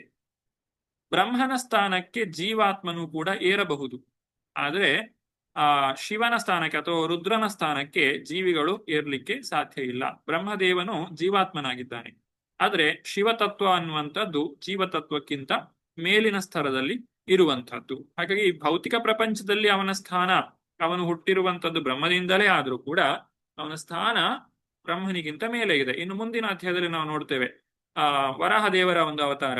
ವರಾಹ ದೇವರು ಬ್ರಹ್ಮನ ಮೂಗಿನಿಂದ ಹುಟ್ಟುವಂತಹದ್ದು. ಆದ್ರೆ ಆ ವರಾಹದೇವರ ಸ್ಥಾನ ಆ ವಿಷ್ಣು ತತ್ವ, ಬ್ರಹ್ಮ ತತ್ವ ಅಥವಾ ಆ ಜೀವತತ್ವಕ್ಕಿಂತ ಮೇಲೆ ಇರುವಂತಹದ್ದು. ಆ ಒಂದು ಅವರ ಸ್ಥಾನವನ್ನ ನಾವು ಅರ್ಥ ಮಾಡಿಕೊಳ್ಬೇಕು. ಇಲ್ಲಿ ರುದ್ರನಿಗೆ ಹೆಸರು ಕೊಟ್ಟಾಯಿತು. ಇನ್ನು ಆತನಿಗೆ 11 ಸ್ಥಾನಗಳನ್ನ ಕೊಡಲಾಗ್ತದೆ. ಈ 11ನೇ ಶ್ಲೋಕದಲ್ಲಿ ರುದ್ರನಿಗೆ ಕೊಟ್ಟಂತಹ 11 ಸ್ಥಾನಗಳನ್ನ ನಾವು ಇಲ್ಲಿ ಕಾಣಬಹುದು. ಯಾವೆಲ್ಲ ಸ್ಥಳಗಳಲ್ಲಿ ರುದ್ರನ ಒಂದು ಆವಾಸವಿದೆ, ರುದ್ರನನ್ನ ನಾವು ಕಾಣಬಹುದು ಅನ್ನೋದನ್ನ ಇಲ್ಲಿ ತಿಳಿಸಿಕೊಟ್ಟಿದ್ದಾರೆ. ಹೃದ್ ಇಂದ್ರಿಯಾಣಿ, ಹೃದಯ, ಹೃತ್ ಅಂತ ಹೇಳಿದ್ರೆ ಹೃದಯ. ಹೃತ್ ಇಂದ್ರಿಯಾಣಿ ಆಸು ವ್ಯೋಮ ವಾಯು ಅಗ್ನಿ ಜಲಂ ಮಹಿ ಸೂರ್ಯಶ್ಚಂದ್ರ ತಪ ಚ ಏವ ಸ್ಥಾನಾನಿ ಅಗ್ರೇ ಕೃತಾನಿ ತೇ. ಹೀಗೆ 11 ಸ್ಥಳಗಳನ್ನ ನೀಡಲಾಗಿದೆ ಚಂದ್ರಿಕಾ ಮಧ್ಯದಲ್ಲಿ. ಹರೇ ಕೃಷ್ಣ ಪ್ರಭುಜಿ. ನನ್ನ ಪ್ರಿಯ ಬಾಲಕನೇ, ಹೃದಯ, ಇಂದ್ರಿಯಗಳು, ಪ್ರಾಣವಾಯು, ಆಕಾಶ, ವಾಯು, ಅಗ್ನಿ, ಜಲ, ಭೂಮಿ, ಸೂರ್ಯ, ಚಂದ್ರ ಮತ್ತು ತಪಸ್ಸು, ಈ ಸ್ಥಳಗಳನ್ನು ನಿನ್ನ ವಾಸಸ್ಥಳವಾಗಿ ಈಗಾಗಲೇ ಆಯ್ಕೆ ಮಾಡಿದ್ದೇನೆ. ಹರೇ ಕೃಷ್ಣ ಪ್ರಭುಜಿ. ಹರೇ ಕೃಷ್ಣ. ರುದ್ರನ ಒಂದು ಸ್ಥಾನ ಇದು 11 ಸ್ಥಳಗಳಲ್ಲಿ. ಹೃದಯದಲ್ಲಿ ನಮ್ಮಲ್ಲಿರುವಂತಹ ಮಿಥ್ಯ ಅಹಂಕಾರ ಅದೆಲ್ಲವೂ ಹೃದಯದಲ್ಲಿ ಇರುವಂತಹದ್ದು. ಆದ್ರಿಂದ ಹೃದಯ ರುದ್ರನ ಆವಾಸ ಸ್ಥಾನವಾಗಿದೆ. ನಾನೇ ಎಲ್ಲ, ನಾನು ಎಲ್ಲದರ ಒಡೆಯ ನಾನೇ ಅನ್ನುವಂತಹ ಒಂದು ಮಿಥ್ಯಾಹಂಕಾರವನ್ನ ಬೆಳೆಸಿಕೊಳ್ಳುವುದು. ಎರಡನೆಯದ್ದು, ಇಂದ್ರಿಯಗಳಲ್ಲಿ ರುದ್ರನ ಒಂದು ಆವಾಸ ಸ್ಥಾನ ಇದೆ. ಆ ಒಂದು ಹೃದಯದಲ್ಲಿ ಆ ಕೋಪ ಅಥವಾ ಕ್ರೋಧ ಅದು ಬರುವಂತತೆ ಇಂದ್ರಿಯಗಳ ಮುಖಾಂತರವಾಗಿ. ಆಮೇಲೆ ವಾಯು, ನಾವೇನು ಉಸಿರಾಡ್ತೇವೆ ಆ ವಾಯುವಿನಲ್ಲಿಯೂ ಕೂಡ ರುದ್ರನ ಒಂದು ಸ್ಥಾನ ಇದೆ. ಸಿಟ್ಟು ಬಂದಾಗ ಜನರು ಜೋರಾಗಿ ಉಸಿರಾಡುವುದನ್ನು ನಾವು ಕಾಣಬಹುದು. ಇನ್ನು ಆಕಾಶದಲ್ಲಿ ಬರುವಂತಹ ಮೋಡಗಳು ನಡೆಸುವಂತಹ ಘರ್ಜನೆಯಲ್ಲಿ ಆ ರುದ್ರನ ಸ್ಥಾನವಿದೆ. ಜೋರಾಗಿ ಬೀಸುವಂತಹ ಚಂಡಮಾರುತಗಳು, ಆ ಗಾಳಿಯಲ್ಲಿ ಆ ರುದ್ರನ ಸ್ಥಾನವಿದೆ. ಹಾಗೆ ನೀರಿನಿಂದ ಬರುವಂತಹ ಪ್ರವಾಹದಲ್ಲಿ ಆ ರುದ್ರನ ಸ್ಥಾನ ಇದೆ. ಹಾಗೂ ಜೋರಾಗಿ ಸುಡುವಂತಹ ಬೆಂಕಿಯಲ್ಲಿಯೂ ಕೂಡ ರುದ್ರನ ಸ್ಥಾನ ಇದೆ. ಭೂಮಿಯಲ್ಲಿ, ಭೂಮಿ ಅಂತ ಹೇಳಿದ್ರೆ ಭೂಮಿಯಿಂದ ಬಂದಂತದ್ದು ಎಲ್ಲ ಆಯುಧಗಳಲ್ಲಿ ಆ ಈ ಈ ಒಂದು ರುದ್ರನ ಸ್ಥಾನವಿದೆ. ಹಾಗೂ ಭೂಮಿಯಿಂದ ಬಂದಂತಹ ಜೀವಿಗಳು, ಕ್ರೂರ ಮೃಗಗಳು, ಹಾವು, ಈ ರೀತಿಯಾದಂತಹ ಜೀವಿಗಳಲ್ಲಿ ರುದ್ರನ ಸ್ಥಾನ ಇದೆ. ಸೂರ್ಯನು ಸುಡುವಂತಹ ಸೂರ್ಯನಲ್ಲಿ ರುದ್ರನ ಸ್ಥಾನ ಇದೆ. ಹಾಗೆ ಚಳಿ, ಚಂದ್ರನಿಂದ ಬರುವಂತಹ ಚಳಿ, ಬಹಳಷ್ಟು ಚಳಿಯಾದಾಗ್ಲೂ ಅದರಲ್ಲಿ ರುದ್ರನ ಆವಾಸವಿದೆ ಅಂತ ಹೇಳಿ ತಿಳ್ಕೊಳ್ಬಹುದು. ಹಾಗೂ ತಪಸ್ಸನ್ನ ಮಾಡುವಂತಹ ವ್ಯಕ್ತಿಗಳು ಯಾರಿದ್ದಾರೆ ಅವರಲ್ಲಿಯೂ ಕೂಡ ರುದ್ರನ ಆವಾಸವನ್ನ ಕಾಣಬಹುದು. ತುಂಬಾ ತಪಸ್ಸು ಮಾಡಿದವರಿಗೆ ಸಿಟ್ಟು ಬೇಗ ಬರ್ತದೆ ಅಂತ ಹೇಳ್ತಾರೆ. ಆದ್ರೆ ಭಕ್ತಿಪೂರ್ವಕವಾಗಿ ಮಾಡುವಂತಹ ತಪಸ್ಸು, ಅದರಿಂದ ಈ ರೀತಿಯಾದಂತಹ ರುದ್ರನ ಆವಾಸಕ್ಕೆ ಅಲ್ಲಿ ಆಸ್ಪದ ಇರುವುದಿಲ್ಲ. ಒಣ ತಪಸ್ಸು ಅಥವಾ ತಪಸ್ಸನ್ನ ಭಕ್ತಿಗೋಸ್ಕರ ಅಲ್ಲದೆ ಬೇರೆ ವಿಚಾರಗಳಿಗೋಸ್ಕರ, ಈಗ ಹಿರಣ್ಯಕಶಿಪು ಮಾಡಿದಂತಹ ತಪಸ್ಸಿನ ರೀತಿಯಲ್ಲಿ ತಾನು ಏನನ್ನೋ ಪಡೆಯಬೇಕು ಅನ್ನುವಂತಹ ಉದ್ದೇಶದಿಂದ ಭೌತಿಕ ಕಾರಣಗಳಿಗೋಸ್ಕರ ಮಾಡಿದಂತಹ ತಪಸ್ಸಿನಲ್ಲಿ ಈ ರೀತಿಯಾಗಿ ರುದ್ರನ ಆವಾಸ ಇರುವುದನ್ನು ನಾವು ಕಾಣಬಹುದು. ಭಕ್ತಿಯನ್ನ ಮಾಡ್ಲಿಕ್ಕೆ ಮಾಡುವಂತಹ ತಪಸ್ಸು ಅಂತ ಹೇಳಿದ್ರೆ ನಾವು ಮಾಡುವಂತಹ ಜಪ ಮತ್ತು ಭಕ್ತಿ ಕಾರ್ಯ, ಭಕ್ತಿ ಸೇವೆ, ಇದೆಲ್ಲ ಏನಿದೆ ಅದರಲ್ಲಿ ಯಾವುದರಲ್ಲೂ ಸಿಟ್ಟು ಅನ್ನುವಂಥದ್ದು ಬರುವುದಿಲ್ಲ. ರುದ್ರನಿಗೆ ಕೊಟ್ಟಂತಹ 11 ಆವಾಸ ಸ್ಥಾನಗಳು ಮತ್ತು ರುದ್ರನಿಗೆ 11 ಪತ್ನಿಯರು, ರುದ್ರಾಣಿಯರು ಇದ್ದಾರೆ. ಅದನ್ನು ಕೂಡ ಇಲ್ಲಿ ತಿಳಿಸಿಕೊಡ್ತಾ ಇದ್ದಾರೆ 12ನೆಯ ಶ್ಲೋಕ. ಆ ರುದ್ರನಿಗೆ 11 ಹೆಸರುಗಳು ಮತ್ತು ಅವನ 11 ಹೆಂಡತಿಯರು ಯಾರು ಅನ್ನೋದನ್ನ ಇಲ್ಲಿ ತಿಳಿಸಿಕೊಡ್ತಾ ಇದ್ದಾರೆ. ಹಾಗೂ ರುದ್ರನು ಬ್ರಹ್ಮದೇವರ ಒಂದು ಆದೇಶ ಏನಿದೆ, 4 ಜನ ಕುಮಾರರಿಗೆ ಹೇಳಿದ್ರು ಸೃಷ್ಟಿಯನ್ನ ಮಾಡಿ ಅಂತ ಹೇಳಿ. ಅವರು ಮಾಡ್ಲಿಕ್ಕೆ ಒಪ್ಪಿಕೊಳ್ಳಿಲ್ಲ. ಆದ್ರೆ ರುದ್ರ ದೇವರು ತಮ್ಮ ತಂದೆ ಹೇಳಿದಂತಹ ಮಾತನ್ನ ಒಪ್ಪಿಕೊಳ್ತಾರೆ, ಸೃಷ್ಟಿಯನ್ನ ಮಾಡ್ತಾರೆ. ಆದ್ರೆ ರುದ್ರರು ಮಾಡಿದಂತಹ ಸೃಷ್ಟಿ ಹೇಗಿರ್ತದೆ ಅಂತ ಹೇಳಿದ್ರೆ ಅವರದ್ದೇ ರೀತಿಯಾದಂತಹ ಸೃಷ್ಟಿ. ಅಂದ್ರೆ ಪ್ರಳಯಕಾರಕವಾದಂತಹ ಸೃಷ್ಟಿ, ವಿನಾಶಕ್ಕೆ ಕಾರಣವಾಗುವಂತಹ ಸೃಷ್ಟಿ. ಎಲ್ಲಿಯವರೆಗೆ ಅಂದ್ರೆ ಬ್ರಹ್ಮದೇವರಿಗೆ ಸಮಸ್ಯೆಯನ್ನ ಉಂಟು ಮಾಡುವಂತಹ ಸೃಷ್ಟಿಯನ್ನ ರುದ್ರದೇವರು ಮಾಡ್ತಾ ಇದ್ದಾರೆ. ಹಾಗಾಗಿ ನೀನು ಸೃಷ್ಟಿಯನ್ನ ಮಾಡುವುದು ಬೇಡ, ನೀನು ಸೃಷ್ಟಿಯನ್ನ ನಿಲ್ಲಿಸು, ನನಗೆ ನೀನು ಇನ್ನು ಹೋಗಿ ತಪಸ್ಸಿನಲ್ಲಿ ಕುಳಿತುಕೋ ಅಂತ ಹೇಳಿ ರುದ್ರರನ್ನ ಬ್ರಹ್ಮದೇವರು ಸೃಷ್ಟಿ ಸಾಕು ಅಂತ ಹೇಳಿ ನಿಲ್ಲಿಸಿಬಿಡ್ತಾರೆ. ಇದನ್ನೆಲ್ಲ ನಾವು ಇಲ್ಲಿ ಕಾಣಬಹುದು. ಹಾಗೆ ರುದ್ರ ತಾನು ತಪಸ್ಸನ್ನ ಮಾಡಲಿಕ್ಕೆ ಹೊರಟು ಹೋಗ್ತಾನೆ. ಆಮೇಲೆ ಬ್ರಹ್ಮದೇವರು ತಮ್ಮ ಶರೀರದ ಬೇರೆ ಬೇರೆ ಅಂಗಗಳಿಂದ ಬೇರೆ ಬೇರೆ ರೀತಿಯಾದಂತಹ ಸೃಷ್ಟಿಯನ್ನ ಮಾಡಲಿಕ್ಕೆ ಪ್ರಾರಂಭಿಸ್ತಾರೆ. ಆದ್ರೆ ಈ 14 ಲೋಕಗಳೇನಿವೆ ಅದನ್ನೆಲ್ಲ ತುಂಬಿಸಬೇಕು, ಅದರಲ್ಲೆಲ್ಲ ಜೀವಿಗಳು ಬರಬೇಕು ಅಂತ ಹೇಳಿದ್ರೆ ಈ ಬ್ರಹ್ಮದೇವರು ಮಾಡುವಂತಹ ಈ ರೀತಿಯಾದಂತಹ ಸೃಷ್ಟಿಯಿಂದ ಮಾಡಲಿಕ್ಕೆ ಸಾಧ್ಯ ಇಲ್ಲ. ಅದಕ್ಕೋಸ್ಕರ ಬ್ರಹ್ಮದೇವರು ಒಂದು ಉಪಾಯವನ್ನ ಮಾಡ್ತಾರೆ. ಅದೇನು ಅನ್ನೋದನ್ನ ನಾವು ಮುಂದಕ್ಕೆ ನೋಡೋಣ. ಮೊದಲನೇದಾಗಿ ಬ್ರಹ್ಮದೇವರು ಮಾಡಿದಂತಹ 10 ಮಕ್ಕಳ ಸೃಷ್ಟಿ, 10 ಜನರನ್ನ ಬ್ರಹ್ಮದೇವರು ಸೃಷ್ಟಿ ಮಾಡ್ತಾರೆ. ಅವರ ಹೆಸರುಗಳನ್ನ ನಾವಿಲ್ಲಿ 21ನೆಯ ಶ್ಲೋಕದಲ್ಲಿ ಕಾಣಬಹುದು.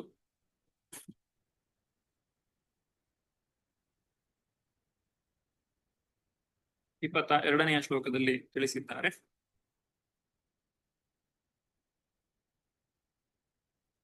ಮರೀಚಿ ಅತ್ರಿ ಅಂಗೀರಸೌ ಪುಲತ್ಸ್ಯ ಪುಲಃ ಕ್ರತು ಭೃಗು ವಸಿಷ್ಠ ದಕ್ಷಶ್ಚ ದಶಮಸ್ತತ್ರ ನಾರದಃ. 22ನೆಯ ಶ್ಲೋಕವನ್ನ ಅನುವಾದವನ್ನು ನೋಡಿ ಉಮಾ ಕುಲಕರ್ಣಿ ಮತ್ತು ಹರೇ ಕೃಷ್ಣ ಪ್ರಭುಜಿ. ಅನುವಾದ ಪ್ರಭುಪಾದಿಂದ ಪ್ರಭುಪಾದಿದೆ. ಮರೀಚಿ ಅತ್ರಿ ಅಂಗೀರ ಪುಲಸ್ತ್ಯ ಪುಲಹ ಕ್ರತು ಭೃಗು ವಶಿಷ್ಠ ದಕ್ಷ ಮತ್ತು 10ನೆಯ ಮಗ ನಾರದ ಇವರು ಹೀಗೆ ಹುಟ್ಟಿದರು. ಹರೇ ಕೃಷ್ಣ. ಇಲ್ಲೊಂದು ಚಿತ್ರ ಇದೆ. ಈ ಚಿತ್ರದಲ್ಲಿ ನಾವು ಭಾಗವತದಲ್ಲಿ ಕೂಡ ಕಾಣಬಹುದು ಈ ಒಂದು. ಇದರಲ್ಲಿ ಆ ಬ್ರಹ್ಮದೇವರ ಎಲ್ಲಾ ಸೃಷ್ಟಿಗಳನ್ನ ತೋರಿಸುವಂತಹ ಚಿತ್ರ ಇದು. 4 ಕುಮಾರರ ಸೃಷ್ಟಿ ಹಾಗೂ ಇದೆಲ್ಲ ಮುಂದಕ್ಕೆ ಬರುವಂತ ವಿಚಾರಗಳು. ಹೇಗೆ ಬ್ರಹ್ಮದೇವರ ನಾನಾ ಶರೀರದ ಭಾಗಗಳಿಂದ ಬೇರೆ ಬೇರೆ ಸೃಷ್ಟಿಯು ಉಂಟಾಗ್ತದೆ ಅಂತ ಹೇಳಿ ಬ್ರಹ್ಮದೇವರ ಧ್ಯಾನದಿಂದ ಹುಟ್ಟಿದವರು ನಾರದರು. ಇಲ್ಲಿ ಹೃದಯ ಭಾಗದಲ್ಲಿ ನಾರದರಿರುವುದನ್ನು ಕಾಣಬಹುದು. ಹಾಗೆ ವಸಿಷ್ಠರು ಬ್ರಹ್ಮದೇವರ ಉಸಿರಿನಿಂದ ಹುಟ್ಟಿರುವಂಥದ್ದು. ದಕ್ಷ ಬ್ರಹ್ಮದೇವರ ಹೆಬ್ಬೆರಳಿನಿಂದ ಹುಟ್ಟಿರುವಂಥದ್ದು. ಹಾಗೂ ಬ್ರಹ್ಮದೇವರ ಸ್ಪರ್ಶದಿಂದ ಭೃಗು, ಹಾಗೂ ಕೈಯಿಂದ ಕ್ರತು, ಕಿವಿಯಿಂದ ಪುಲತ್ಸ್ಯ, ಅಂಗೀರ ಬಾಯಿಯಿಂದ, ಅತ್ರಿ ಕಿವಿಗಳಿಂದ, ಮರೀಚಿ ಮನಸ್ಸಿನಿಂದ, ಹಾಗೂ ಭಗವಂತನ ನಾಭಿಯಿಂದ ಪುಲಹ ಇವರ ಸೃಷ್ಟಿಯಾಗ್ತದೆ. ಇನ್ನು ಮುಂದಿನ ಶ್ಲೋಕದಲ್ಲಿ 25ನೇ ಶ್ಲೋಕದಲ್ಲಿ ಇದಿಷ್ಟು 21ರಿಂದ 24ನೇ ಶ್ಲೋಕದವರೆಗೆ ಬರ್ತದೆ. 25ನೇ ಶ್ಲೋಕದಲ್ಲಿ ಕಾಣಬಹುದು ಧರ್ಮ ಮತ್ತೆ ಅಧರ್ಮದ ಸೃಷ್ಟಿಯು ಉಂಟಾಗ್ತದೆ. ಹಾಗೂ 26ನೆಯ ಶ್ಲೋಕದಲ್ಲಿ ನಾವು ಮುಂದಕ್ಕೆ ಕಾಣಬಹುದು ಹೇಗೆ ಬ್ರಹ್ಮದೇವರಿಂದ ಹೃದಿ ಕಾಮೋ ಭ್ರುವಾ ಕ್ರೋಧೋ ಲೋಭಶ್ಚಾಧರ ಗಚ್ಚಪದಾತ್ ಅಸ್ಯಾತ್ವಾ ಸಿಂಧವೋ ವ್ರೀಢಾನ್ ನಿರ್ವೃತಿ ಪಾಯೋರಖಾಶ್ರಯ. ಕಾಮ ಆಸೆಗಳು, ಹುಬ್ಬುಗಳ ಮಧ್ಯದಿಂದ ಕ್ರೋಧ, ತುಟಿಗಳ ನಡುವಿನಿಂದ ಲೋಭ, ಬಾಯಿಯಿಂದ ಮಾತನಾಡುವ ಶಕ್ತಿ, ಶುಷ್ಣದಿಂದ ಸಾಗರ, ಸಕಲ ಪಾಪಗಳ ಮೂಲವಾದ ಅಧಮ ಮತ್ತು ಹೇಯ ಕಾರ್ಯಗಳು ಅವನ ಬುಧದಿಂದ ಹುಟ್ಟಿದವು. ಹೀಗೆ ಈ ರೀತಿಯಾದಂತಹ ಸೃಷ್ಟಿಯೆಲ್ಲ ಬ್ರಹ್ಮದೇವರಿಂದ ಉಂಟಾಗ್ತದೆ. ಹೃದಯದಿಂದ ಈ ಕಾಮಕ್ರೋಧಗಳು ಮತ್ತು ಭ್ರೂಮಧ್ಯದಿಂದ ಕೋಪ ಬಂದಾಗ ನಾವು ಹುಬ್ಬು ಗಂಟಿಕೊಳ್ಳುತ್ತೇವೆ. ಅಲ್ಲಿಂದಲೇ ರುದ್ರನ ಸೃಷ್ಟಿಯೂ ಆಗಿರುವಂತಹದ್ದು. ಈ ಕ್ರೋಧದ ಸೃಷ್ಟಿಯು ಕೂಡ ಈ ಭ್ರೂಮಧ್ಯದಿಂದಲೇ ಉಂಟಾಗುವಂತಹದ್ದು. ತುಟಿಗಳಿಂದ ಈ ಲೋಭ, ಹಾಗೂ ಮಾತಿನಿಂದ ವಾಕ್ಶಕ್ತಿ, ಅಂದ್ರೆ ಮಾತು ನಾವು ಸಿಟ್ಟು ಬಂದಾಗ ಜೋರಾಗಿ ಮಾತನಾಡುವಾಗ ಒಂದು ಸಿಟ್ಟಿನ ಒಂದು ಗಂಭೀರತೆ ನಮಗೆ ಕಾಣ್ತದೆ. ಹಾಗೆ ಈ ರೀತಿ ಅಧಮವಾದಂತಹ ಸೃಷ್ಟಿ ಆತನ ಬುಧದಿಂದ ಮತ್ತು ಸುಷ್ಣದಿಂದ ಉಂಟಾಯಿತು ಅಂತ ಹೇಳಿ ಹೇಳ್ತಾರೆ. ಮತ್ತೆ ಕೊನೆಯದಾಗಿ 27ನೆಯ ಶ್ಲೋಕದಲ್ಲಿ ಛಾಯೆಯಿಂದ ಬಂದಂತಹದ್ದು ಕರ್ದಮ, ಅಂದ್ರೆ ಬ್ರಹ್ಮದೇವರ ನೆರಳಿನಿಂದ ಹುಟ್ಟಿರುವಂತಹದ್ದು ಕರ್ದಮ. ಇವರು ಭಗವಂತನ ಶುದ್ಧ ಭಕ್ತರಾಗಿದ್ದಾರೆ. ಇವರಿಂದಲೇ ಮುಂದಕ್ಕೆ ಕಪಿಲ ಮುನಿಗಳ ಸೃಷ್ಟಿ ಆಗುವಂತಹದ್ದು, ಅಥವಾ ಕಪಿಲ ಮುನಿಗಳಿಗೆ ಜನ್ಮವನ್ನ ಕೊಡುವಂತಹದ್ದು. ಭಗವಂತನು ಕಪಿಲ ಮುನಿಯಾಗಿ ಅವತಾರವನ್ನ ತಾಳುವಂಥದ್ದು. ಕರ್ದಮ ಮತ್ತೆ ದೇವಹೂತಿಯರ ಮಗನಾಗಿ ಭಗವಂತ ಅವತಾರವನ್ನ ತಾಳುವಂಥದ್ದು. ಈ ರೀತಿ ಬ್ರಹ್ಮದೇವನು ನಾನಾ ರೀತಿಯಾದಂತಹ ಸೃಷ್ಟಿಯನ್ನ ಮಾಡಿದ್ದಾರೆ. ಇನ್ನು ಇಲ್ಲಿ 28ನೆಯ ಶ್ಲೋಕದಲ್ಲಿ ವಾಕ್ ಅನ್ನುವಂತಹ ಸೃಷ್ಟಿಯನ್ನ ಹೇಳ್ತಾರೆ. ವಾಕ್ ಅನ್ನುವಂತಹ ಮಗಳು, ಆಕೆಯ ಸೃಷ್ಟಿಯ ಬಗ್ಗೆ ಹೇಳ್ತಾರೆ. ಇದು ಪ್ರತಿಯೊಂದು ಕಲ್ಪದಲ್ಲಿಯೂ ನಡೆದದ್ದಲ್ಲ, ಇದು ಹಿಂದೆ ನಡೆದಂತಹ ಒಂದು ವಿಚಾರವನ್ನ ಇಲ್ಲಿ ಹೇಳುವಂಥದ್ದು.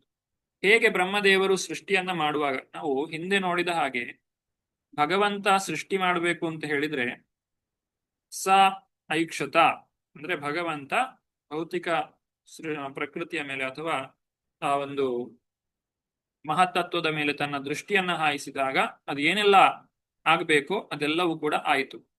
ಆದ್ರೆ ಬ್ರಹ್ಮದೇವರು ತಾನೊಬ್ಬ ಜೀವಾತ್ಮನಾಗಿ ಜೀವಿಯ ಪಾತ್ರವನ್ನ ವಹಿಸ್ತಾ ಇರಬೇಕಾದ್ರೆ, ತಾನು ಸೃಷ್ಟಿಯನ್ನ ಮಾಡಬೇಕಾದ್ರೆ ಎಷ್ಟೆಲ್ಲ ತಪ್ಪುಗಳನ್ನ ಮಾಡಿದ್ದಾರೆ ಅನ್ನೋದನ್ನ ನಾವು ಕಾಣಬಹುದು. ಇದು ತಪ್ಪು ಅಂತ ಹೇಳುವುದು ಯಾಕೆ ಅಂತ ಹೇಳಿದ್ರೆ ನಮಗೂ ಒಂದು ಪಾಠ ಅನ್ನುವಂತಹ ಕಾರಣಕ್ಕಾಗಿ. ಅಲ್ಲದೆ ಹೋದ್ರೆ ಬ್ರಹ್ಮದೇವರ ಸ್ಥಾನ ಬಹಳ ದೊಡ್ಡದು. ನಮ್ಮಂತಹ ಸಾಮಾನ್ಯ ರೀತಿಯಲ್ಲಿ ಅಲ್ಲ, ಎಲ್ಲಾ ಜೀವಿಗಳಲ್ಲಿ ಅತಿ ಶ್ರೇಷ್ಠವಾದಂತಹ ಸ್ಥಾನ ಬ್ರಹ್ಮದೇವರ ಸ್ಥಾನವಾಗಿದೆ. ಅಂತಹ ಬ್ರಹ್ಮದೇವರು ಕೂಡ ತಮ್ಮ ಸೃಷ್ಟಿಯನ್ನ ಮಾಡಬೇಕಾದ್ರೆ ಪಟ್ಟಂತಹ ಕಷ್ಟಗಳು ಯಾವುದು, ಅವರು ಮಾಡುವಂತಹ ಸೃಷ್ಟಿಯಲ್ಲಿ ಯಾವುದೆಲ್ಲ ರೀತಿಯಾದಂತಹ ಸಮಸ್ಯೆಗಳು ಉಂಟಾಗಿದೆ ಅನ್ನುವುದನ್ನ ಹೇಳ್ತಾರೆ. ಇಲ್ಲಿ ಹೇಳಬೇಕಾದ್ರೂ ಕೂಡ ಇಲ್ಲಿ 28ನೆಯ ಶ್ಲೋಕದಲ್ಲಿ ನಾವು ಕಾಣಬಹುದು, ಬ್ರಹ್ಮನು ವಾಕ್ ಎಂಬ ಮಗಳನ್ನು ಹೊಂದಿದ್ದನೆಂದು ನಾವು ಕೇಳಿದ್ದೇವೆ. ಅಂದ್ರೆ ಬಹಳ ಆಸಕ್ತಿಯಿಂದ ಹೇಳುವಂತಹ ಮಾತಲ್ಲ, ಆದ್ರೂ ಕೂಡ ತಿಳಿದಿರ್ಲಿ ಅನ್ನುವಂತಹ ಉದ್ದೇಶದಿಂದ ಹೇಳುವಂತ. ಈ ವಾಕ್ ಅನ್ನುವಂತಹ ಮಗಳನ್ನ ಬ್ರಹ್ಮದೇವರು ಸೃಷ್ಟಿಸಿದಾಗ ಆ ಮಗಳು ಆತನ ಮನಸ್ಸನ್ನ ಬ್ರಹ್ಮನ ಮನಸ್ಸನ್ನೇ ಕಾಮದತ್ತ ಸೆಳೆದಳು. ಆದರೂ ಅವಳು ಅವನಲ್ಲಿ ಕಾಮೇಚ್ಛೆಯನ್ನು ಹೊಂದಿರಲಿಲ್ಲ. ಅವಳಿಗೆ ಅವನ ಮೇಲೆ, ಬ್ರಹ್ಮದೇವರ ಮೇಲೆ ಯಾವುದೇ ರೀತಿಯಾದಂತಹ ಇಚ್ಛೆ ಇರಲಿಲ್ಲ. ಆದ್ರೆ ಬ್ರಹ್ಮನು ಆಕೆಯ ಮೇಲೆ ಆ ಕಾಮೇಚ್ಛೆಯನ್ನ ಹೊಂದಿದ್ದನು. ತನ್ನ ತಂದೆಯ ಒಂದು ಅನೈತಿಕ ಕಾರ್ಯದಲ್ಲಿ ಮೋಹಗೊಂಡದ್ದನ್ನು ಕಂಡು ಮರೀಚಿಯ ಮುಖಂಡತ್ವದಲ್ಲಿ ಬ್ರಹ್ಮನ ಎಲ್ಲ ಋಷಿಪುತ್ರರು ಗೌರವಪೂರ್ವಕವಾಗಿ ಹೇಳ್ತಾರೆ. 30ನೆಯ ಶ್ಲೋಕವನ್ನ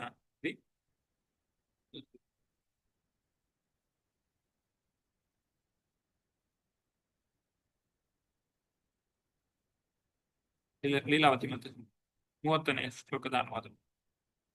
ಹರೇ ಕೃಷ್ಣ ಪ್ರಭುಜಿ. ಅನುವಾದ. ತಂದೆಯು ನೀನು ನನ್ನನ್ನು ಸಿಕ್ಕಿ ಬೀಳಿಸುವ ಯತ್ನದ ಈ ಕಾರ್ಯವನ್ನು ಯಾವ ಇತರ ಬ್ರಹ್ಮರು ಇನ್ನಿತರರು ನೀನು ಹಿಂದೆ ಯಾವ ಕಲ್ಪಗಳಲ್ಲೂ ಮಾಡಲು ಪ್ರಯತ್ನಿಸಿರಲಿಲ್ಲ, ಮುಂದೆಯೂ ಯಾರೂ ಮಾಡಲು ಧೈರ್ಯ ಮಾಡಲಾರರು. ನೀನು ಬ್ರಹ್ಮಾಂಡದಲ್ಲಿಯೇ ಪರಮಜೀವಿಯಾಗಿದ್ದೀಯೆ. ಹೀಗಿರುವಾಗ ನಿನ್ನ ಮಗಳೊಂದಿಗೆ ನೀನು ಲೈಂಗಿಕ ಸಂಬಂಧವನ್ನು ಹೊಂದುವುದು ಮತ್ತು ನಿನ್ನ ಅಪೇಕ್ಷೆಯನ್ನು ನಿಯಂತ್ರಿಸದಿರುವುದು ಹೇಗೆ ಸಾಧ್ಯವಾಯಿತು? ಹರೇ ಕೃಷ್ಣ. ಈ ರೀತಿ ವಾಕ್, ಆಕೆ ಬ್ರಹ್ಮದೇವರ ಮಗಳಾದಂತಹ ವಾಕ್ ಈ ರೀತಿಯಾಗಿ ಇವರು ಮರೀಚಿ ಮುಂತಾದವರು ಬ್ರಹ್ಮದೇವರಲ್ಲಿ ಕೇಳಿಕೊಳ್ಳುತ್ತಾರೆ. ಅದನ್ನ ಕೇಳಿದಂತಹ ಬ್ರಹ್ಮದೇವರು ಭಗವಂತನಲ್ಲಿ ಧ್ಯಾನವನ್ನ ಮಾಡ್ತಾರೆ ಮತ್ತು ಆ ಒಂದು ಯೋಚನೆಯನ್ನ ಬಿಟ್ಟು ಬಿಡ್ತಾರೆ. ತಸ್ಮೈ ನಮೋ ಭಗವತೆ ಯಾ ಇದಂ ಸ್ವೇನ ರೋಚಿಷ ಆತ್ಮಸ್ಥಂ ವ್ಯಂಜಯಾಮಾಸ ಸಾಧರ್ಮಂ ಪಾತು ಮರ್ಹತಿ. ಶಾಂತಿರೂಪಿಣಿ ಮಂತ್ರದಿ 32ನೇ ಶ್ಲೋಕ. ಅನುವಾದ. ಅನುವಾದ. ದೇವೋತ್ತಮ ಪುರುಷನಿಗೆ ನಾವು ನಮ್ಮ ಗೌರವಪೂರ್ಣ ನಮಸ್ಕಾರಗಳನ್ನು ಅರ್ಪಿಸೋಣ. ಅವನು ತನ್ನಲ್ಲಿಯೇ ವೇಷಿತನಾಗಿ ಸ್ವಯಂ ಪ್ರಕಾಶದಿಂದ ಈ ವಿಶ್ವವನ್ನು ವ್ಯಕ್ತ ಮಾಡಿದ್ದಾನೆ. ಸರ್ವರ ಶುಭಕ್ಕಾಗಿ ಅವನು ಧರ್ಮವನ್ನು ಕೂಡ ರಕ್ಷಿಸಲಿ. ಹರೇ ಕೃಷ್ಣ. ಈ ರೀತಿ ಎಲ್ಲರ ಪ್ರಾರ್ಥನೆಯ ಫಲವಾಗಿ ಬ್ರಹ್ಮದೇವರು ಆ ಒಂದು ಯೋಚನೆಯನ್ನ ಬಿಟ್ಟು ಬಿಡ್ತಾರೆ. ಆ ಯೋಚನೆ ಅನ್ನುವಂಥದ್ದೇ ನಮಗೆ ಮುಂದಿನ ಶರೀರವನ್ನ ಪಡೆದುಕೊಳ್ಳಿಕ್ಕೆ ಕಾರಣವಾಗುವಂತಹದ್ದು. ಯೋಚನೆಯನ್ನ ಬಿಟ್ಟು ಬಿಡುವುದು ಅಂತ ಹೇಳಿದ್ರೆ ನಾವು ಶರೀರವನ್ನ ಬಿಟ್ಟ ರೀತಿಯಲ್ಲಿ, ಅಂದ್ರೆ ಮುಂದೆ ಯಾವುದೋ ಒಂದು ಅಪಾಯವನ್ನ ಉಂಟು ಮಾಡುವಂತಹ ಸಂದರ್ಭ ಬರುವುದನ್ನ ತಪ್ಪಿಸ್ಲಿಕ್ಕೆ ಈ ಯೋಚನೆಯನ್ನ ಬದಲಾಯಿಸುವ ಮುಖಾಂತರ ಅಥವಾ ಕೃಷ್ಣ ಪ್ರಜ್ಞೆಯನ್ನ ಬೆಳೆಸಿಕೊಳ್ಳುವ ಮುಖಾಂತರ ನಾವು ಸಾಧಿಸ್ಲಿಕ್ಕೆ ಸಾಧ್ಯ. ಹಾಗೆ ಬ್ರಹ್ಮದೇವರು ಕೂಡ ಆ ಒಂದು ಯೋಚನೆಯನ್ನ ಬಿಟ್ಟು ಬಿಡ್ತಾರೆ. ಆಮೇಲೆ ಅವರ ಆ ಒಂದು ಯೋಚನೆ ಅಥವಾ ಆ ದೇಹ ಏನಿದೆ ಅದು ಕಗ್ಗತ್ತಲಲ್ಲಿ ಮಂಜಾಗಿ, ಅಪಾಯಕಾರಿಯಾದ ಮಂಜಾಗಿ ಎಲ್ಲ ದಿಕ್ಕುಗಳಲ್ಲೂ ಕಾಣಿಸಿಕೊಂಡಿತು. ಆಮೇಲೆ ಮುಂದಕ್ಕೆ ಬ್ರಹ್ಮದೇವರು ತಮ್ಮ ಸೃಷ್ಟಿಯನ್ನ ಮುಂದುವರಿಸ್ತಾರೆ. 34ರಿಂದ 49ನೇ ಶ್ಲೋಕದಲ್ಲಿ ಬೇರೆ ಬೇರೆ ರೀತಿಯಾದಂತಹ ಸೃಷ್ಟಿಯನ್ನ ಇಲ್ಲಿ ನಮಗೆ ಕಾಣ್ತಾರೆ, ತಿಳಿಸಿಕೊಡ್ತಾ ಅವನ ಬಾಯಿಯಿಂದ 4 ವೇದಗಳು ಸೃಷ್ಟಿಗೊಂಡವು. ಬ್ರಹ್ಮನಿಗೆ 4 ತಲೆಗಳಿವೆ, ಚತುರ್ಮುಖ ಬ್ರಹ್ಮ ಅಂತ ಹೇಳ್ತೇವೆ. ಆ ಚತುರ್ಮುಖ ಬ್ರಹ್ಮನ 4 ತಲೆಗಳಿಂದ 4 ವೇದಗಳ ಸೃಷ್ಟಿಯಾಗ್ತದೆ. 14ನೇ ಶ್ಲೋಕದಲ್ಲಿ ಅವನ ಬಾಯಿಯಿಂದ 4 ವೇದಗಳು ಸೃಷ್ಟಿಯಾದವು. ಇಲ್ಲಿ ಋಗ್ವೇದ, ಯಜುರ್ವೇದ, ಸಾಮವೇದ ಮತ್ತು ಅಥರ್ವಣ ವೇದ ಅಂತ ಹೇಳ್ತಾರೆ. ಬ್ರಹ್ಮದೇವರ ಪೂರ್ವ ಭಾಗದ ಬಾಯಿಯಿಂದ ಋಗ್ವೇದ ಸೃಷ್ಟಿ, ದಕ್ಷಿಣ ಭಾಗದಿಂದ ಯಜುರ್ವೇದ, ಪಶ್ಚಿಮದಿಂದ ಸಾಮವೇದ ಮತ್ತು ಉತ್ತರ ಭಾಗದಿಂದ ಅಥರ್ವಣ ವೇದದ ಒಂದು ಸೃಷ್ಟಿಯಾಯಿತು. ಇದು 34ರಿಂದ 37ನೇ ಶ್ಲೋಕದವರೆಗೆ ನಾವು ಕಾಣಬಹುದು.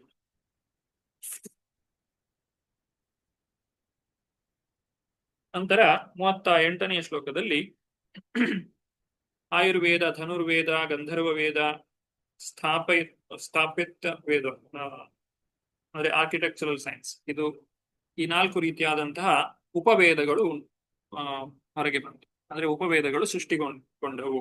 ಆಯುರ್ವೇದ ಅಂತ ಹೇಳಿದ್ರೆ ಔಷಧಿಗೆ ಸಂಬಂಧಪಟ್ಟದ್ದು, ಧನುರ್ವೇದ ಅಂತ ಹೇಳಿದ್ರೆ ಯುದ್ಧಕ್ಕೆ ಸಂಬಂಧಪಟ್ಟದ್ದು, ಗಂಧರ್ವ ವೇದ ಅಂತ ಹೇಳಿದ್ರೆ ಸಂಗೀತಕ್ಕೆ, ನಾದಕ್ಕೆ ಸಂಬಂಧಪಟ್ಟದ್ದು. ಹಾಗೆ ಸ್ಥಾಪತ್ಯ ವೇದ ಅಂತ ಹೇಳಿದ್ರೆ ಈ ಏನು ಆರ್ಕಿಟೆಕ್ಚರಲ್ ಅಂದ್ರೆ ಕನ್ಸ್ಟ್ರಕ್ಷನ್, ಇದರ ಬಗ್ಗೆ ಏನೆಲ್ಲ ಇದೆ, ವಾಸ್ತುಶಾಸ್ತ್ರ, ಇದರ ಬಗ್ಗೆ ತಿಳಿಸುವಂತಹ ವೇದ. ಆಮೇಲೆ ಪಂಚಮ ವೇದ ಅಂತ ಹೇಳ್ತೇವೆ, ಅದು ಪುರಾಣ ಮತ್ತೆ ಇತಿಹಾಸಗಳ ಸೃಷ್ಟಿ. 39ನೇ ಶ್ಲೋಕದಲ್ಲಿ ತಿಳಿಸಿದ್ದಾರೆ. ಪುರಾಣ ಇತಿಹಾಸಗಳ ಪಂಚಮ ವೇದವನ್ನ ಸೃಷ್ಟಿ ಮಾಡಿದ್ದಾರೆ. ಹಾಗೂ 40ನೇ ಶ್ಲೋಕ ಕರ್ಮತಂತ್ರಗಳ ಬಗ್ಗೆ, ಹೇಗೆ ಷೋಡಶ ಉಪಚಾರಗಳು, ಆಮೇಲೆ ಹೇಗೆ ಅಗ್ನಿಯನ್ನ ನಾವು ತಯಾರು ಮಾಡಬೇಕು, ಹಾಗೆ ಆಪ್ತೋರ್ಯಾಮ, ಆತಿಹೋರಾತ್ರ, ಈ ರೀತಿಯಾದ ಯಜ್ಞಗಳ ಬಗ್ಗೆ, ವಾಜಪೇಯ ಯಜ್ಞ, ಅಶ್ವಮೇಧ ಯಜ್ಞ ಇತ್ಯಾದಿಗಳ ಬಗ್ಗೆ ತಿಳಿಸಿಕೊಟ್ಟಿದ್ದಾರೆ. ಇದೆಲ್ಲ ಸೃಷ್ಟಿಯನ್ನ ಬ್ರಹ್ಮದೇವರು ಮಾಡ್ತಾ ಇದ್ದಾರೆ. ಹಾಗೂ ಧರ್ಮದ 4 ಕಾಲುಗಳು ಇದನ್ನ ಕೂಡ ಮತ್ತೆ ಇಲ್ಲಿ ತಿಳಿಸಿಕೊಡ್ತಾ ಇದ್ದಾರೆ 41ರಿಂದ 43ನೇ ಶ್ಲೋಕದವರೆಗೆ. ಬ್ರಹ್ಮನ 4 ಬಾಯಿಗಳಿಂದಲೇ ಆಗಿರುವಂತದ್ದು ಈ ಎಲ್ಲ ಸೃಷ್ಟಿಗಳು. 4 ರೀತಿಯಾದಂತಹ ಆಶ್ರಮಗಳು, ಬ್ರಹ್ಮಚರ್ಯ, ಗೃಹಸ್ಥ, ವಾನಪ್ರಸ್ಥ ಮತ್ತು ಸನ್ಯಾಸ. ಹಾಗೂ 4 ರೀತಿಯಾದಂತಹ ಬ್ರಹ್ಮಚರ್ಯಗಳು ಇವೆ. ಬ್ರಹ್ಮಚರ್ಯದಲ್ಲಿ 4 ರೀತಿ. ಅದರಲ್ಲಿ ಸಾವಿತ್ರ ಅಂತ ಹೇಳ್ತಾರೆ, ಪ್ರಾಜಾಪತ್ಯ, ಬ್ರಾಹ್ಮಣ, ಬೃಹತ್ ಅಂತ ಹೇಳಿ 4 ರೀತಿಯಾದಂತಹ ಬ್ರಹ್ಮಚರ್ಯ. ಸಾವಿತ್ರ ಅಂತ ಹೇಳಿದ್ರೆ 3 ರಾತ್ರಿಗಳವರೆಗೆ ಯಾರು ಬ್ರಹ್ಮಚರ್ಯವನ್ನ ಪಾಲನೆ ಮಾಡ್ತಾರೆ ಅವರನ್ನ ಸಾವಿತ್ರ ಅಂತ ಹೇಳ್ತಾರೆ. ಪ್ರಾಜಾಪತ್ಯ ಅಂತ ಹೇಳಿದ್ರೆ 1 ವರ್ಷಗಳ ಕಾಲ ಬ್ರಹ್ಮಚರ್ಯವನ್ನ ಪಾಲನೆ ಮಾಡುವುದು. ಬ್ರಾಹ್ಮಣ ಅಂತ ಹೇಳಿದ್ರೆ ಯಾರು ವೇದಗಳನ್ನ ಅಧ್ಯಯನ ಮಾಡ್ತಾರೆ, ಅಂದ್ರೆ ಗುರುಕುಲದಲ್ಲಿ ಇರುವಷ್ಟು ಸಮಯ ಬ್ರಹ್ಮಚರ್ಯ ಪಾಲನೆ. ಬೃಹತ್ ಅಂತ ಹೇಳಿದ್ರೆ ಈ ಅಖಂಡ ಬ್ರಹ್ಮಚರ್ಯ, ಅದು ಸಾಯುವವರೆಗೆ ಬ್ರಹ್ಮಚರ್ಯವನ್ನು ಪಾಲನೆ ಮಾಡಬಹುದು. ಹಾಗೆ ಗೃಹಸ್ಥರಲ್ಲಿ 4 ವಿಧಗಳಿವೆ. ವಾರ್ತ, ಸಂಚಯ, ಶಾಲಿನ ಮತ್ತು ಶಿಲೋಂಚನ ಅಂತ ಹೇಳಿ 4 ರೀತಿಯಾದಂತಹ ವಿಭಾಗಗಳಿವೆ. ಅದರಲ್ಲಿ ವಾರ್ತ ಅಂತ ಹೇಳಿದ್ರೆ ಯಾರು ಯಾವೆಲ್ಲ ಕೆಲಸಗಳನ್ನ ಮಾಡಬಹುದು ಅಂತ ಹೇಳಿದ್ದಾರೋ ಅವನ್ನ ಮಾಡುವಂಥದ್ದು. ಮುಖ್ಯವಾಗಿ ವ್ಯವಸಾಯವನ್ನ ಮಾಡಿ ಜೀವನವನ್ನ ನಡೆಸುವಂಥದ್ದು. ಆದ್ರೆ ವ್ಯವಸಾಯನ ಮಾಡುವಾಗಲೂ ನಾವು ಹಿಂಸೆಯನ್ನ ಮಾಡಬೇಕಾಗ್ತದೆ. ಭೂಮಿಯನ್ನ ಉಳುವಂತಹದ್ದು ಹಾಗೂ ಗಿಡ ಮರಗಳನ್ನ ಕಡಿಯುವಂತಹದ್ದು, ಈ ರೀತಿ ಹಿಂಸೆಗಳು ಅಲ್ಲಿಯೂ ಕೂಡ ಇರ್ತವೆ. ಆ ನಂತರ ಅದಕ್ಕಿಂತ ಉತ್ತಮವಾದದ್ದು ಸಂಚಯ ಅಂತ ಹೇಳಿ ಈ ಯಜ್ಞಗಳನ್ನ ಮಾಡುವಂತಹದ್ದು. ಶಾಲಿನ ಅಂತ ಹೇಳಿದ್ರೆ ಭಿಕ್ಷೆಯನ್ನ ಬೇಡದೆ ತಾನಾಗಿಯೇ ಬಂದಂತಹ ಒಂದು ಏನು ಭಿಕ್ಷೆ ಇದೆ ಅದನ್ನ ಪಡೆದು ಜೀವನವನ್ನು ನಡೆಸುವಂತ. ಇನ್ನು ಕೊನೆಯದ್ದಾದ್ದು ಬಹಳ ಉತ್ತಮವಾದದ್ದು ಅಂತ ಹೇಳಿದ್ರೆ ಈ 4ರಲ್ಲಿ ಶ್ರೇಷ್ಠವಾದದ್ದು ಶಿಲೋಂಚನ ವೃತ್ತಿ ಅಂತ ಹೇಳುತ್ತಾರೆ. ಈ ವ್ಯವಸಾಯ ಮಾಡಿದ ನಂತರ ನೆಲದಲ್ಲಿ ಬಿದ್ದಂತಹ ಏನು ಆಹಾರ ವಸ್ತು ಇದೆ, ಧಾನ್ಯ ಇದೆ, ಅದನ್ನ ಮಾತ್ರ ಸಂಗ್ರಹಿಸಿಕೊಂಡು ಜೀವನವನ್ನ ನಡೆಸುವಂಥದ್ದು. ವಾನಪ್ರಸ್ಥರಲ್ಲಿಯೂ ಕೂಡ 4 ರೀತಿಯಾದಂತಹ ವಿಭಾಗಗಳಿವೆ. ವೈಖಾನಸ, ವಾಲಕಿಲ್ಯ, ಔದುಂಬರ ಮತ್ತು ಫೇನಪ ಅನ್ನುವಂತಹ 4 ರೀತಿಯಾದಂತಹ ವಾನಪ್ರಸ್ಥರಿದ್ದಾರೆ. ವೈಖಾನಸ ಅಂತ ಹೇಳಿದ್ರೆ ಈ ಕಾಡಿನಲ್ಲಿ ಸಿಕ್ಕುವಂತಹ ಧಾನ್ಯಗಳನ್ನ ತಿಂದು ಬದುಕುವಂಥದ್ದು. ವೈಲಾಖಿಲ ಅಂತ ಹೇಳಿದ್ರೆ ಹೊಸ ಧಾನ್ಯಗಳು ಬಂದಾಗ ಹಳೆ ಧಾನ್ಯಗಳನ್ನ ಬಿಟ್ಟು ಬಿಡುವುದು. ಅಂದ್ರೆ ಅದರಲ್ಲಿ ಸಂಗ್ರಹ ಇಲ್ಲ. ಸೊ ಈಗ ಏನು ನನ್ನಲ್ಲಿ ಇದೆಯೋ ನನಗೆ ಹೊಸದು ಸಿಕ್ಕಿತು ಅಂತ ಹೇಳಿದ್ರೆ ಹಳೆದನ್ನ ಬಿಟ್ಟು ಬಿಡುವಂಥದ್ದು. ಹೊಸ ಧಾನ್ಯಗಳನ್ನ ಪಡೆದಾಗ ಹಳೆ ಧಾನ್ಯಗಳನ್ನ ಬಿಟ್ಟು ಬಿಡುವಂಥದ್ದು, ಅದನ್ನು ವೈಲಾಖಿಲ್ಯ ಅಂತ ಹೇಳ್ತಾರೆ. ಔಡುಂಬರ ಅಂತ ಹೇಳಿದ್ರೆ ಅವರು ನಡೆದುಕೊಂಡು ಹೋಗುವಂತಹ ಒಂದು ದಾರಿಯಲ್ಲಿ ನಡ್ಕೊಂಡು ಹೋಗುದು ಬೆಳಗ್ಗೆ ಎದ್ದು. ಆ ದಾರಿಯಲ್ಲಿ ಏನು ಸಿಕ್ಕಿತೋ ಅದನ್ನ ಮಾತ್ರ ಸ್ವೀಕಾರ ಮಾಡುವಂಥದ್ದು. ಆಮೇಲೆ ಫೆನಪ ಅಂತ ಹೇಳಿದ್ರೆ ಯಾವ ಹಣ್ಣುಗಳು ಮರದಿಂದ ಬಿದ್ದಿರ್ತದೋ ಅದನ್ನ ಮಾತ್ರ ಸ್ವೀಕಾರ ಮಾಡುದು. ಮರ ಹತ್ತಿ ಹಣ್ಣನ್ನು ಕೊಯ್ಯುವುದಿಲ್ಲ. ಅದನ್ನ ಫೆನಪ ಅಂತ ಹೇಳ್ತಾರೆ. ಹಾಗೆ 4 ರೀತಿಯಾದಂತಹ ಸನ್ಯಾಸಿಗಳು ಕುಟೀಚಕ, ಬಹುದಕ ಅಥವಾ ಬಹೋದ, ಹಂಸ ಮತ್ತೆ ನಿಷ್ಕ್ರಿಯ ಅಂತ ಹೇಳಿ 4 ರೀತಿಯಾದಂತಹ ಸನ್ಯಾಸಿಗಳ ಸೃಷ್ಟಿಯಾಗ್ತದೆ. ಕುಟೀಚಕ ಅಂತ ಹೇಳಿದ್ರೆ ತನ್ನದೇ ಆದಂತಹ ಆಶ್ರಮದಲ್ಲಿ ಜೀವನವನ್ನ ಮಾಡುವುದು. ಬಹುದಕ ಅಂತ ಹೇಳಿದ್ರೆ ಅನೇಕ ಜನರಿಂದ, ಅಥವಾ ಇಲ್ಲಿ ಮುಖ್ಯವಾಗಿ ಮೂಲದಲ್ಲಿ ಹೇಳಬೇಕು ಅಂತ ಹೇಳಿದ್ರೆ ಕುಟೀಚಕ ಅಂತ ಹೇಳಿದ್ರೆ ಕರ್ಮಕ್ಕೆ ಪ್ರಾಧಾನ್ಯತೆ, ಬಹೋದ ಅಂತ ಹೇಳಿದ್ರೆ ಅಥವಾ ಬಹುದಕ ಅಂತ ಹೇಳಿದ್ರೆ ಜ್ಞಾನಕ್ಕೆ ಪ್ರಾಧಾನ್ಯತೆಯನ್ನು ಕೊಡುವಂತಹದ್ದು. ಇನ್ನು ಸಾಮಾನ್ಯವಾಗಿ ನಮಗೆ ಅರ್ಥವಾಗುವ ಹಾಗೆ ಹೇಳಬೇಕು ಅಂತ ಹೇಳಿದ್ರೆ ಕುಟೀಚಕ ಅಂತ ಹೇಳಿದ್ರೆ ಒಂದೇ ಸ್ಥಳದಲ್ಲಿ ಇರುವಂತದ್ದು. ಬಹುದಕ ಅಂತ ಹೇಳಿದ್ರೆ ಅನೇಕ ಜನರಿಗೆ ಜ್ಞಾನವನ್ನ ಪ್ರಸಾರ ಮಾಡಿ ಅವರಿಂದ, ಉದಕ ಅಂತ ಹೇಳಿದ್ರೆ ತಮಗೆ ಜೀವನಕ್ಕೆ ಜೀವನ ಉಪಾಯವನ್ನ ಪಡೆಯುವಂಥದ್ದು. ಹಂಸ ಅಂತ ಹೇಳಿದ್ರೆ ಆ ಜ್ಞಾನದಲ್ಲಿ ಅವರು ಸ್ಥಿರತೆಯನ್ನ ಪಡೆದಿರ್ತಾರೆ. ಹಂಸ ಅಂತ ಹೇಳಿ ಪರಮಹಂಸ ಅಂತ ಹೇಳಿಯೂ ಹೇಳ್ತಾರೆ, ಅಥವಾ ಪರಿವ್ರಾಜಕಾಚಾರ್ಯ ಅಂತ ಹೇಳಿ ಹೇಳ್ತಾರೆ. ಅವರು ಒಂದೇ ಕಡೆ ನಿಲ್ಲುವುದಿಲ್ಲ, ನಾನಾ ಕಡೆಗಳಲ್ಲಿ ಪ್ರಚಾರವನ್ನ ಮಾಡಿಕೊಂಡು ಭಗವಂತನ ಕುರಿತಾಗಿ ಜನರಿಗೆ ತಿಳಿಸ್ತಾ ಹೋಗುವಂತಹದ್ದು. ನಿಷ್ಕ್ರಿಯ ಅಂತ ಹೇಳಿದ್ರೆ ಇಲ್ಲಿ ಭೌತಿಕವಾದಂತಹ ನಿಷ್ಕ್ರಿಯತೆ ಅಂದ್ರೆ ಭೌತಿಕ ಚಟುವಟಿಕೆಗಳನ್ನೆಲ್ಲ ಬಿಟ್ಟು ಬಿಟ್ಟು ಕೇವಲ ಭಗವಂತನ ಸೇವೆಯಲ್ಲಿ ಮಾತ್ರ ಕಾರ್ಯವನ್ನ ಮಾಡುವಂತಹದ್ದು. ನಂತರ ಇನ್ನು ಅನೇಕ ಸೃಷ್ಟಿಗಳನ್ನ ಬ್ರಹ್ಮದೇವರು ಮಾಡ್ತಾರೆ. 44ನೇ ಶ್ಲೋಕದಲ್ಲಿ ಕಾಣಬಹುದು. ತರ್ಕಬದ್ಧವಾದ ವಿಜ್ಞಾನ, ಜೀವನದ ವೈದಿಕ ಧ್ಯೇಯಗಳು, ನ್ಯಾಯ ವ್ಯವಸ್ಥೆ, ನೀತಿ ನಿಯಮಗಳು, ಪ್ರಸಿದ್ಧವಾದ ಭೂ, ಭುವ ಮತ್ತು ಸಹ ಎಂಬ ಮಂತ್ರಗಳು ಎಲ್ಲವೂ ಬ್ರಹ್ಮನ ಮುಖಗಳಿಂದ ವ್ಯಕ್ತವಾದವು. ಪ್ರಣವ ಓಂಕಾರವು ಅವನ ಹೃದಯದಿಂದ ವ್ಯಕ್ತವಾಯಿತು. ಆಮೇಲೆ ಈ ಛಂದಸ್ಸುಗಳು ಇತ್ಯಾದಿಗಳ ಸೃಷ್ಟಿಯು ಉಂಟಾಯಿತು. ಹಾಗೂ ವೇದಗಳ ಮಂತ್ರಗಳು, ಅವುಗಳನ್ನ ಬರೆಯುವ ಅಕ್ಷರಗಳು ಇತ್ಯಾದಿಗಳು, ಇನ್ನು ಇವುಗಳ ಬಗ್ಗೆ ಬಹಳ ವಿವರವಾಗಿ ನಾವು ಕಾಣಬಹುದು. ನಂತರ ವೈಖಾರಿ ಅಂದ್ರೆ ಕಿವಿಗೆ ಕೇಳುವಂತಹ ಪದಗಳು. ಶಬ್ದದಲ್ಲಿಯೂ ಕೂಡ 4 ರೀತಿಯಾದಂತಹ ಶಬ್ದಗಳಿವೆ. ಅವುಗಳಲ್ಲಿ ಕಿವಿಗೆ, ಈಗ ನಾವು ಮಾತನಾಡುವಂತಹ ಶಬ್ದ ಏನಿದೆ ಅದನ್ನ ವೈಖಾರಿ ಅಂತ ಹೇಳ್ತೇವೆ. ಅದು ಎಲ್ರಿಗೂ ಕೇಳುವಂತಹ ಮಾತು. ಆದ್ರೆ ನಾವು ಮನಸ್ಸಿನಲ್ಲಿಯೂ ಕೂಡ ಯೋಚನೆ ಮಾಡ್ತೇವೆ, ಅದು ಒಂದು ಮಾತು. ಅದು ಮನಸ್ಸಿನಲ್ಲಿ ಮಾತ್ರ ಕೇಳಿಸುವಂಥದ್ದು, ಎಲ್ಲರಿಗೂ ಕೇಳಿಸುವುದಿಲ್ಲ. ಈ ವೈಖಾರಿಯ ಒಂದು ಸೃಷ್ಟಿಯಾಗ್ತದೆ. ಹಾಗೂ ಅಕ್ಷರಗಳು, ಸ್ವರಗಳು, ವ್ಯಂಜನಗಳು, ಏನೆಲ್ಲ ಮಾತಿಗೆ ಏನೆಲ್ಲ ಸಂಬಂಧಪಟ್ಟದ್ದಿದೆ ಅದನ್ನೆಲ್ಲ ಸೃಷ್ಟಿ ಮಾಡಿರುವುದು ಇಲ್ಲಿ 47ನೇ ಶ್ಲೋಕದಲ್ಲಿ ನಾವು ಕಾಣಬಹುದು. ಇನ್ನು ಬ್ರಹ್ಮನ ಒಂದು ಶರೀರ ಏನಿದೆ ಅದು ಶಬ್ದದಿಂದಲೇ ಮಾಡಿರುವಂಥದ್ದು. ಅದರಿಂದ ಶಬ್ದ ಬ್ರಹ್ಮ ಅಂತ ಹೇಳಿ ಅವನನ್ನ ಕರೆಯುತ್ತಾರೆ. ಅವನು ಈ ರೀತಿಯಾದಂತಹ ಸೃಷ್ಟಿಯನ್ನ ಮಾಡಿದ್ದಾನೆ. ಬ್ರಹ್ಮನು ಹೊಸ ಶರೀರವನ್ನ ಪಡೆದಿದ್ದಾನೆ. ಆಮೇಲೆ ಕೊನೆಯದಾಗಿ ಬ್ರಹ್ಮದೇವರು ಈ ಸೃಷ್ಟಿ ಕಾರ್ಯ ಮುಂದುವರಿತಾ ಹೋಗಬೇಕು ಅಂತಾದ್ರೆ ಒಂದು ಸುವ್ಯವಸ್ಥಿತವಾದಂತಹ ದಾರಿಯನ್ನ ಕಂಡುಕೊಳ್ತಾರೆ. ಏನು ಅಂತ ಹೇಳಿದ್ರೆ, ಈಗ ಬ್ರಹ್ಮದೇವರೇ ಒಂದೊಂದೇ ಸೃಷ್ಟಿಯನ್ನ ಮಾಡ್ತಾ ಇದ್ರೆ ತನ್ನ ಶರೀರದಿಂದಲೇ ಈ ಬ್ರಹ್ಮಾಂಡ ಜೀವಿಗಳಿಂದ ತುಂಬಿ ಹೋಗ್ಲಿಕ್ಕೆ ಸಾಧ್ಯ ಆಗುವುದಿಲ್ಲ. ಹಾಗಾಗಿ ಬ್ರಹ್ಮದೇವರು ಒಂದು ಉಪಾಯವನ್ನ ಮಾಡ್ತಾರೆ. ಏನು ಅಂತ ಹೇಳಿದ್ರೆ, ಇಲ್ಲಿ 50ನೇ ಶ್ಲೋಕದಲ್ಲಿ ನೀವು ಕಾಣಬಹುದು. ಅತ್ಯುನ್ನತ ಶಕ್ತಿಯ ಋಷಿಗಳು ಇದ್ದರೂ ಪ್ರಜಾಸಂಖ್ಯೆಯು ಸಾಕಷ್ಟು ಹೆಚ್ಚದೇ ಇರುವುದನ್ನು ಕಂಡ ಬ್ರಹ್ಮನು ಜನಸಂಖ್ಯೆಯನ್ನು ಹೇಗೆ ಹೆಚ್ಚಿಸಬೇಕು ಎನ್ನುವ ವಿಚಾರದಲ್ಲಿ ಗಂಭೀರವಾಗಿ ಚಿಂತಿಸತೊಡಗಿದನು. ಹಾಗೆ ಯೋಚನೆ ಮಾಡ್ತಾ ಇರಬೇಕಾದ್ರೆ ಬ್ರಹ್ಮದೇವರು ಬಹಳ ಬೇಸರವನ್ನ ಪಡೀತಾರೆ. ತಮ್ಮ ದುರದೃಷ್ಟಕ್ಕೆ ವಿಧಿ ಇಲ್ಲದೆ ಬೇರೆ ಯಾವ ಕಾರಣವೂ ಇಲ್ಲ, ಇದೆಲ್ಲ ನನ್ನ ದುರದೃಷ್ಟ, ನನಗೆ ಸೃಷ್ಟಿ ಮಾಡ್ಲಿಕ್ಕೆ ಬರುವುದಿಲ್ಲ ಅಂತ ಹೇಳಿ ಬ್ರಹ್ಮದೇವರು ಧ್ಯಾನಮಗ್ನರಾಗಿ ತಿಳ್ಕೊಳ್ತಾ ಯೋಚನೆ ಮಾಡ್ತಾ ಇರಬೇಕಾದ್ರೆ ಆ ಬ್ರಹ್ಮದೇವರ ಶರೀರದಿಂದ 2 ರೂಪಗಳು ಹುಟ್ಟುತ್ತವೆ. ಅದು ಬ್ರಹ್ಮನ ಶರೀರ ಅಂತ ಹೇಳಿಯೇ ಪ್ರಸಿದ್ಧವಾಗಿದೆ.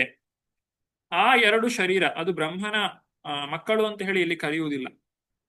ಯಾಕಂದ್ರೆ ಮಕ್ಕಳು ಅಂತ ಕರೆದ್ರೆ ಅದು ಒಂದು ಸ್ತ್ರೀ ದೇಹ, ಇನ್ನೊಂದು ಪುರುಷ ದೇಹ, ಅದು ಅಣ್ಣ ತಂಗಿ ಅಂತ ಆಗ್ತಾ ಇತ್ತು. ಆದ್ರೆ ಅದು ಅಣ್ಣ ತಂಗಿಯ ಒಂದು ಶರೀರ ಅಲ್ಲ. ಆದ್ರೆ ಈ ದೇಹಗಳು ಲೈಂಗಿಕ ಸಂಬಂಧದಲ್ಲಿ ಒಂದುಗೂಡಿ ನಂತರ ಅವರ ಮುಖಾಂತರ ಸೃಷ್ಟಿ ಕಾರ್ಯವು ಮುಂದುವರಿಯಿತು. ಹಾಗೆ ಸೃಷ್ಟಿಯು ಬಹಳ ಹೆಚ್ಚಿನ ಸಂಖ್ಯೆಯಲ್ಲಿ ಪ್ರಜಾಭಿವೃದ್ಧಿಯು ಉಂಟಾಗ್ಲಿಕ್ಕೆ ಸಾಧ್ಯವಾಯಿತು. ಹಾಗಾಗಿ ಬ್ರಹ್ಮದೇವರು ಕಂಡುಕೊಂಡಂತಹ ವಿಧಾನ ಅಥವಾ ಭಗವಂತನೇ ತಿಳಿಸಿಕೊಟ್ಟಂತಹ ವಿಧಾನ ಏನು ಅಂತ ಹೇಳಿದ್ರೆ, ಲೈಂಗಿಕ ಸಂಬಂಧದಲ್ಲಿ ಪ್ರಜೆಗಳ ಒಂದು ಉತ್ಪತ್ತಿ ಮತ್ತು ಅವರ ಅಭಿವೃದ್ಧಿಯನ್ನ ಮಾಡುವಂಥದ್ದು. ಹೀಗೆ ಸೃಷ್ಟಿಯಾದಂತಹ ಆ ಪುರುಷ ಶರೀರ ಏನಿದೆ ಅವನೇ ಸ್ವಯಂಭುವ ಮನು. ಬ್ರಹ್ಮದೇವರಿಗೆ ಸ್ವಯಂಭೂ ಅಂತ ಹೇಳಿ ಹೆಸರು. ಯಾಕಂದ್ರೆ ಬ್ರಹ್ಮದೇವರು ಪದ್ಮದಿಂದ ಹುಟ್ಟಿದ್ದು, ಆ ಭಗವಂತನ ನಾಭಿಕಮಲದಿಂದ. ಅವನಿಗೆ ಹುಟ್ಟಿದಂತಹ ಅಥವಾ ಅವನಿಂದ ಬಂದಂತಹ ಮೊದಲನೆಯ ಪುರುಷ ಅವನೇ ಸ್ವಯಂಭುವ ಮನು. ಹಾಗೂ ಆ ಮನುವಿನ ರಾಣಿಯಾಗಿ ಬಂದವಳೇ ಶತರೂಪ. ಈ ಸ್ವಯಂಭುವ ಮನು ಮತ್ತು ಶತರೂಪ ಇವರಿಗೆ 5 ಜನ ಮಕ್ಕಳು. ಅವರಲ್ಲಿ 2 ಗಂಡು 3 ಹೆಣ್ಣು ಮಕ್ಕಳು. ಮೊದಲನೆಯ ಮಗ ಪ್ರಿಯವೃತ, 2ನೆಯ ಮಗ ಉತ್ತಾನಪಾದ. ಈ ಉತ್ತಾನಪಾದನ ಮಗನೇ ಧ್ರುವ. ಉತ್ತಾನಪಾದನಿಗೆ 2 ಹೆಂಡತಿ, ಸುರುಚಿ ಮತ್ತು ಸುನೀತಿ ಅಂತ ಹೇಳಿ.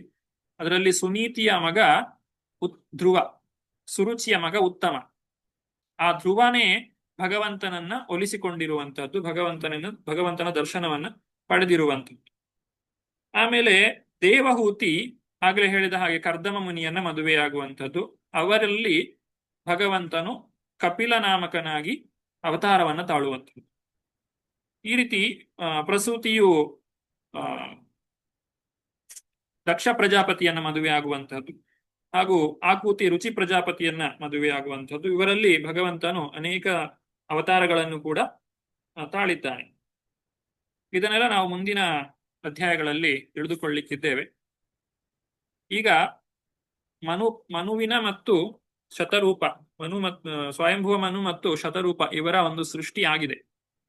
ಈಗ ಸೃಷ್ಟಿ ಕಾರ್ಯ, ಜೀವಿಗಳ ಸೃಷ್ಟಿ ಕಾರ್ಯ ಏನು ಆಯಿತು, ಆದ್ರೆ ಇನ್ನೊಂದು ಸಮಸ್ಯೆ ಬಂದಿದೆ. ಏನು ಅಂತ ಹೇಳಿದ್ರೆ, ಅವರಿಗೆ ಅಲ್ಲಿ ಇರ್ಲಿಕ್ಕೆ ಬೇಕಾದಂತಹ ಭೂಮಿಯೇ ಇಲ್ಲ. ಇದ್ಯಾಕೆ ಹೀಗೆ ಆಯಿತು? ಇದು ಬಹಳ ದೊಡ್ಡ ಕಥೆ ಆಗ್ತದೆ. ಯಾಕಂತ ಹೇಳಿದ್ರೆ, ಮೊದಲನೆಯದಾಗಿ ಬ್ರಹ್ಮನಿಂದ ಸೃಷ್ಟಿಸಲ್ಪಟ್ಟಂತಹ 4 ಜನ ಕುಮಾರರು ಯಾರು ಇದ್ದಾರೆ, ಅವರು ವೈಕುಂಠಕ್ಕೆ ಹೋಗಿದ್ದಾಗ ಅಲ್ಲಿ ಜಯವಿಜಯರಿಗೆ ಶಾಪವನ್ನ ಕೊಟ್ಟು ಅವರು ಹಿರಣ್ಯಾಕ್ಷ ಹಿರಣ್ಯಕಶಿಪುವಾಗಿ ಜನ್ಮವನ್ನ ಪಡೆದ ನಂತರ ಅವರಿಗೆ ಆ ಹಿರಣ್ಯಾಕ್ಷನು ಆ ಭೂಮಿಯನ್ನ ತಾನು ಅಪಹರಿಸಿದ್ದಾನೆ. ಆ ಭೂಮಿಯು ತನ್ನ ಸ್ಥಾನದಲ್ಲಿ ಇಲ್ಲ. ಈಗ ಈ ಸ್ವಯಂಭುವ ಮನು ಮತ್ತು ಶತರೂಪ ಇವರು ಹುಟ್ಟಿದಾಗ ಅಲ್ಲಿ ಅವರಿಗೆ ಬೇಕಾದಂತಹ ಭೂಮಿಯೇ ಇರುವುದಿಲ್ಲ. ಇದನ್ನ ಮನಗಂಡಂತಹ ಬ್ರಹ್ಮದೇವರು ಮತ್ತೆ ಭಗವಂತನಲ್ಲಿ ಪ್ರಾರ್ಥನೆಯನ್ನ ಮಾಡ್ತಾರೆ. ಆಗ ಭಗವಂತನು ವರಾಹರೂಪಿಯಾಗಿ ಅವತಾರವನ್ನ ತಾಳುವಂತಹ ವಿಚಾರ ಏನಿದೆ ಅದನ್ನು ನಾವು ಮುಂದಿನ ಅಧ್ಯಾಯದಲ್ಲಿ 13ನೇ ಅಧ್ಯಾಯದಲ್ಲಿ ತಿಳಿದುಕೊಳ್ಳಿಕ್ಕಿದ್ದೇವೆ. ಅದನ್ನು ನಾವು ಮುಂದಕ್ಕೆ ನೋಡೋಣ ಅಂತ ಹೇಳ್ತಾ ಇವತ್ತಿನ ತರಗತಿಗೆ ನಾನು ಇಲ್ಲಿ ವಿರಾಮವನ್ನ ಕೊಡ್ತಾ ಇದ್ದೇನೆ. ತರಗತಿಗೆ ಬಂದಂತಹ ಎಲ್ಲ ಭಕ್ತರಿಗೂ ಕೂಡ ಧನ್ಯವಾದಗಳು. ಹರೇ ಕೃಷ್ಣ.